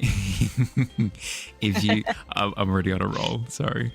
If you look at Go ahead. the red square in the bottom left, it has the number 5 and then 2 Voltorbs. So what that tells me is that in that column there are the numbers add up to 5, and there are 2 landmines, basically. So let's say that the top 2 numbers, the top 2 tiles of the red column are landmines. Then we have 2 plus 2 equals 4, which means the final tile has to be 1 for a total of 5. So it all adds up. So if you look at the blue row, for example, that's directly across here, you've got 2 plus 2 plus 2 plus 2, which equals 8. And what's the number in that blue row? 8. So it means we know the final square is a landmine. And also it's the final square remaining. And there is a Voltorb in that row, so we also know that it's a landmine that way. But still, that's basically how it works. So you do that maths for all of the rows and all of the columns, and you can work out more or less where things are. We're specifically looking for 2s and 3s. 1s don't score, 2s and 3s do. Once we find all the 2s and 3s that are present on the sheet, we win, and we go up to the next level. Yeah, there are no points above 3. So Yes.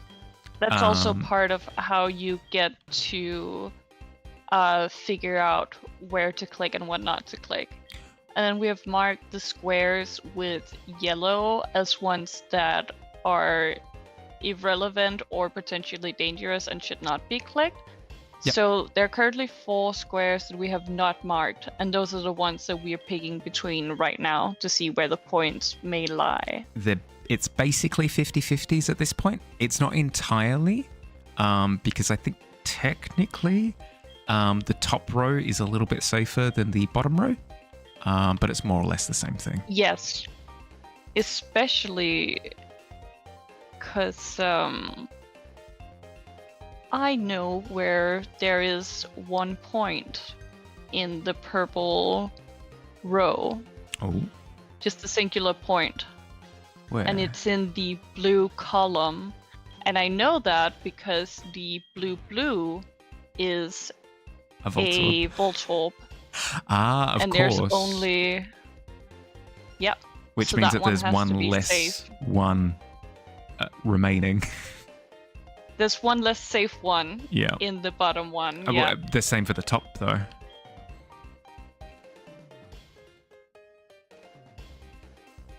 Yeah, but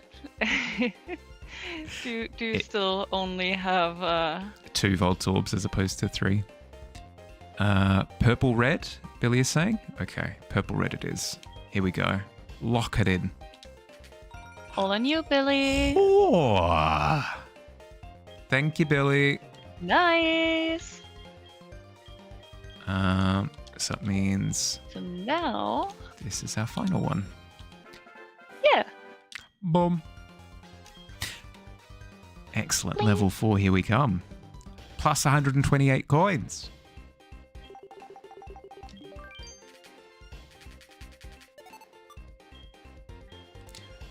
Daddy wants to buy a new ice beam.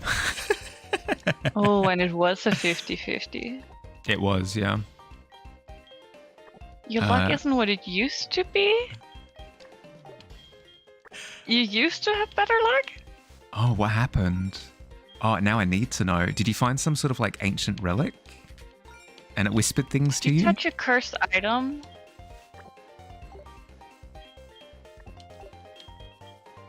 It wasn't a 50-50. It made sense. No, fair. Billy, whatever method you used, it brought us great success. And for that, I am eternally grateful. 1, 2, 3. And then 1, 2. Yeah, okay. So this column is done. Thank you, Billy. I appreciate it. Thank you for snoozing. Oh, you spent it all. You just won the 50-50 and gacha too many times in a row. Yeah, okay, that's fair. That's fair. Yeah, I don't love that gacha games do that, where they go, you have like this, you have what's the word? It has like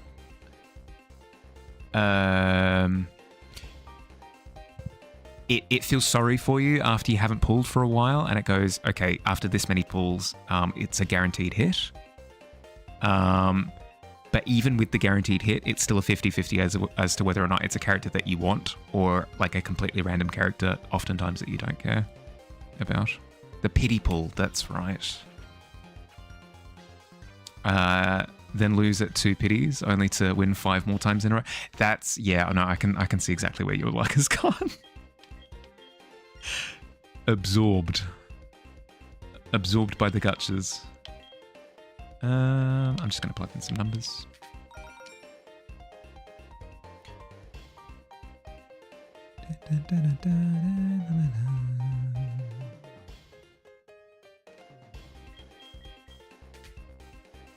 Oh, how fun.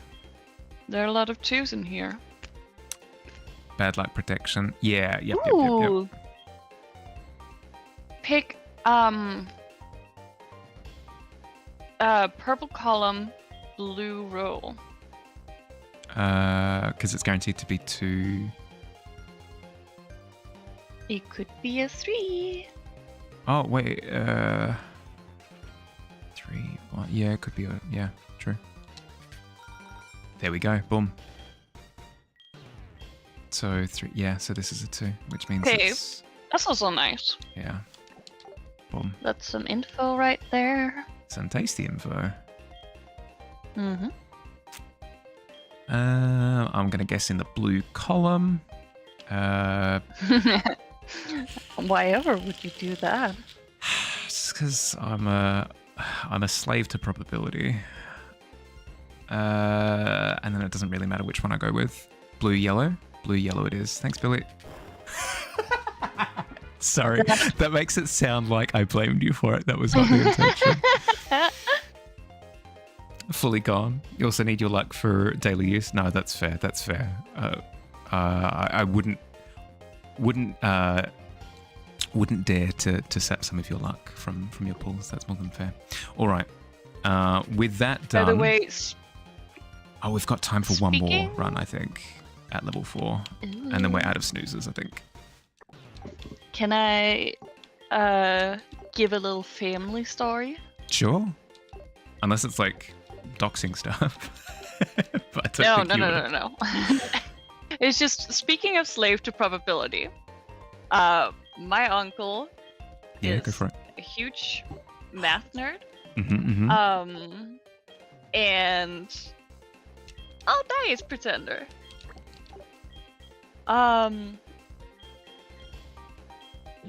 And we have this dice game that we play every year when we go skiing.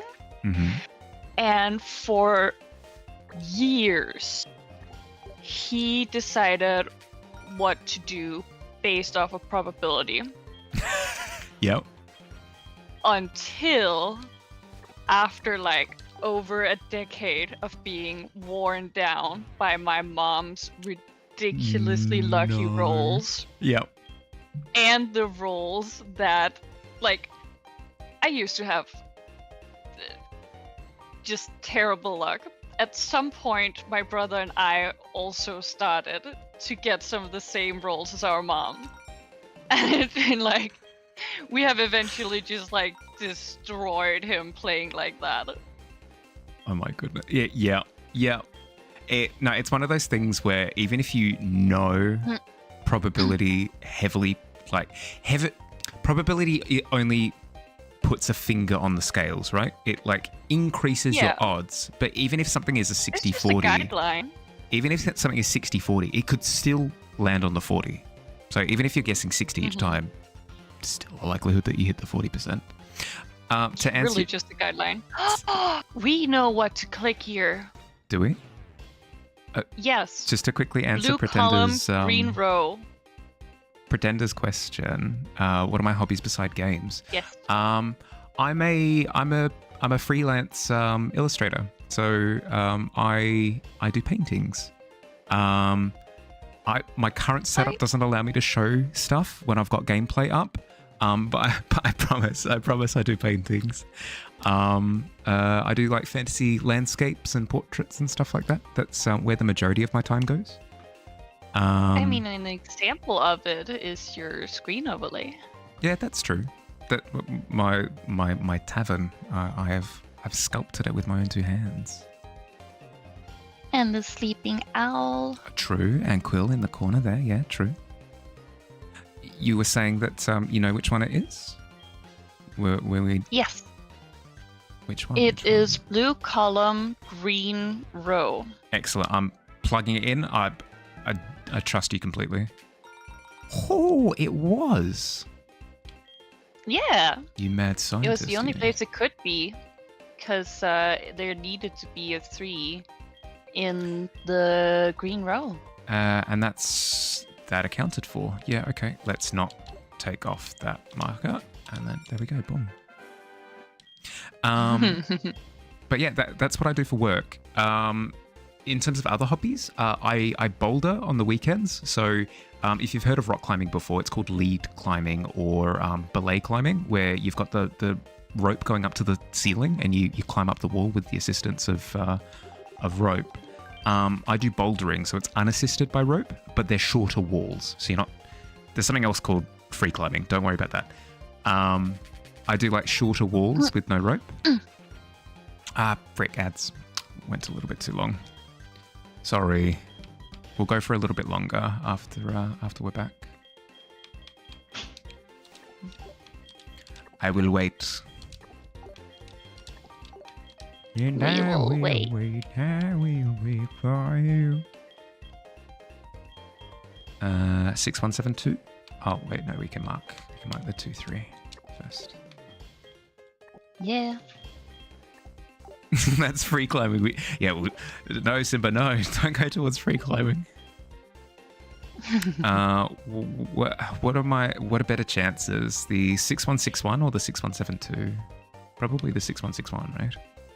Because the fail state I is nicer. mean, yes. Welcome back, Billy. What would you recommend, regardless of what probability says? Ooh, regardless of probability, I'd pick purple column, blue row. Purple column, blue row. Oh, was it guaranteed? Was it the only cross up of No. 2 3s? Ooh. Absolutely not. Oh my goodness. You're just It could have been. you're just crazy. Yeah. This Yeah, is that's this that is column done, purely right? because there's a high likelihood of being 3s in both in that cross section. Oh, there's a And- 2 remaining in this column. That's awful. Ooh, don't touch that one yet. I don't like that. I mean, it's a true 50-50. We're immediately presented with a true 50-50, not sure. Don't think about it. It's fine. But now you could go for the 6161. Yeah. I was so ready for it to be a Voltorb. I go bouldering on the weekends. Thanks to Noctua's influence, I've slowly but surely been getting into crocheting. Yes. It's mostly just been practice up until now. I haven't made anything meaningful. The closest thing to a thing that I've made and actually tied off has been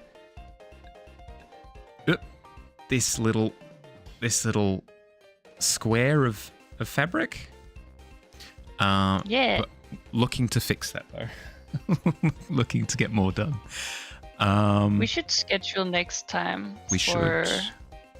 Yeah. We should. Yes, I will. I might chat with you tomorrow about it, but if not tomorrow, I'll message you. Yeah. So there's that. And I love reading. I read a ton. Hobbies sound fun. I've had a lot of time to consider what I want to invest in, hobbies-wise. And I'd like to think that I've come to some pretty fun conclusions. That was just random. I just plugged it in. I didn't think about it too much. And now we know where the final 2 is. Sweet. Your hobby sounds And that dangerous, both physically and financially. I mean, gacha is incredibly physically dangerous, I agree. Yeah, not at all the motorcycle riding. Absolutely not. You just ride motorcycles for fun? No, that is really cool. You're free to play. Okay, so yeah, slightly less dangerous. You do have to make charisma saving checks pretty frequently though. Otherwise, you have to purchase more. I hope that all your luck goes into your motorcycle riding, because my Good point. brother deals with insurances, especially car insurances, and has already seen some nasty cases involving motorcycles. Oh, what a fun board. It's not. But why do you lie? Why do you lie to me? I mean, this looks incredibly spicy.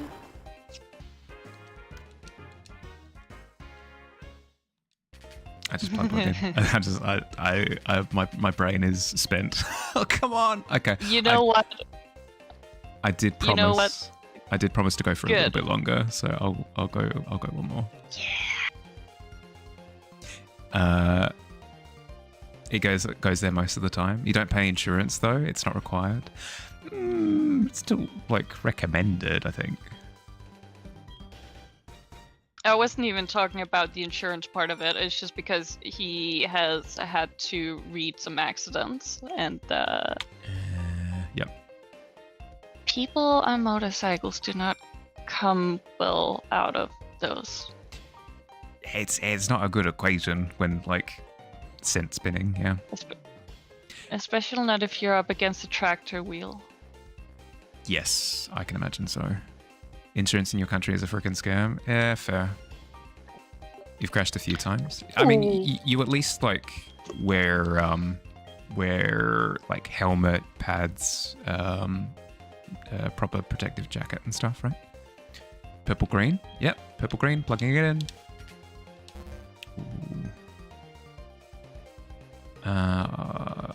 Do we have any spicy options left? Plenty. There's the green.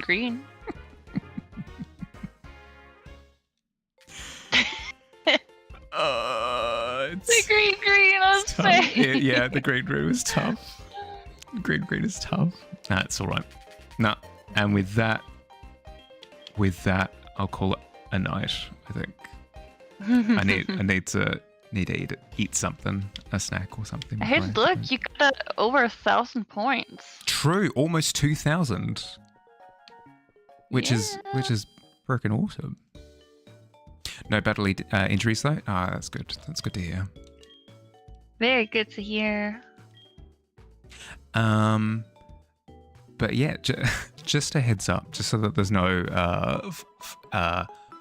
false advertising. I'm an art stream. 80% of the time, I think the math works out to be. So Monday to Thursday, I do art, and then on Friday I play a bit of Pokemon. You don't like cars? Do you feel consuming? I don't drive. I walk everywhere, use public transport, that sort of thing. But I fully appreciate that some people, like where they live or the circumstances that they're in, like if depending on what they had to do for work, stuff like that, they have to drive. That's fair.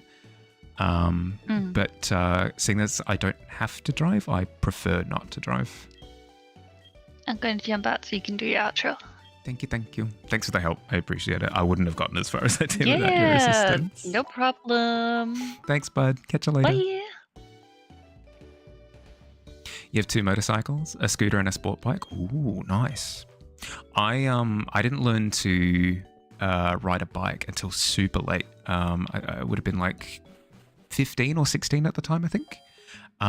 So yeah, just cycling and biking, that sort of thing, just isn't part of my makeup. It's not part of my it's not built into me. Scooter costs you $4 a week on fuel. Yeah. See, like that's way nicer on the wallet than a car where it's like every time you fill up, it's $50 out the window. Okay, and we're good. We're good. Let's bring that to an end. Boot up quests end. There we go. Cool. Thanks for hanging out, everyone. Hope you had fun.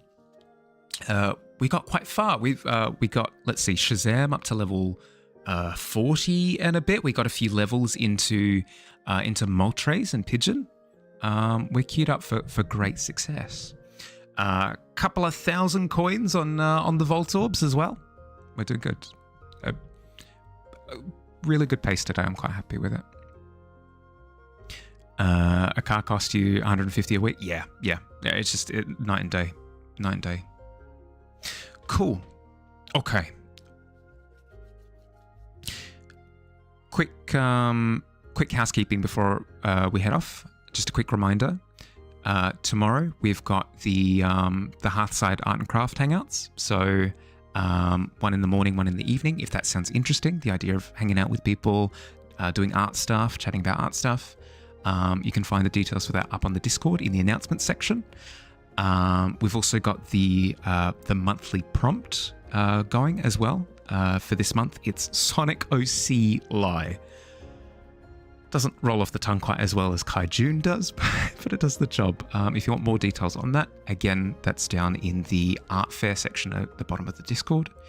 But yeah, otherwise, great success for this week.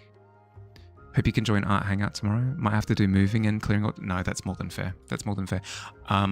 As I insist every time, life always takes priority. Love to have you if you can't. If you can, no stress if you can't. Let's head over. Let's head over to Toma. Let's head over to Toma. Boom. Thanks for coming. Right. Boom. That's a root of life. It's how it be. See you next time if the chance arises. Yeah, no stress. Oh, just a quick reminder, by the way, to anybody who's been enjoying yourselves. If you want to see more of my stuff, just quickly click on the follow button. Doesn't cost a thing, and it just keeps you up to date as to whenever I go live. Thank you for the follow. Welcome to the Tavern. Thank you. But yeah, have an excellent rest of your day or night. Oh my God, the hearts, they burn. Have an excellent rest of your day or night, depending on where you are. Look after yourselves. Have a lovely weekend, and I'll catch you next week. Bye, everybody. Bye.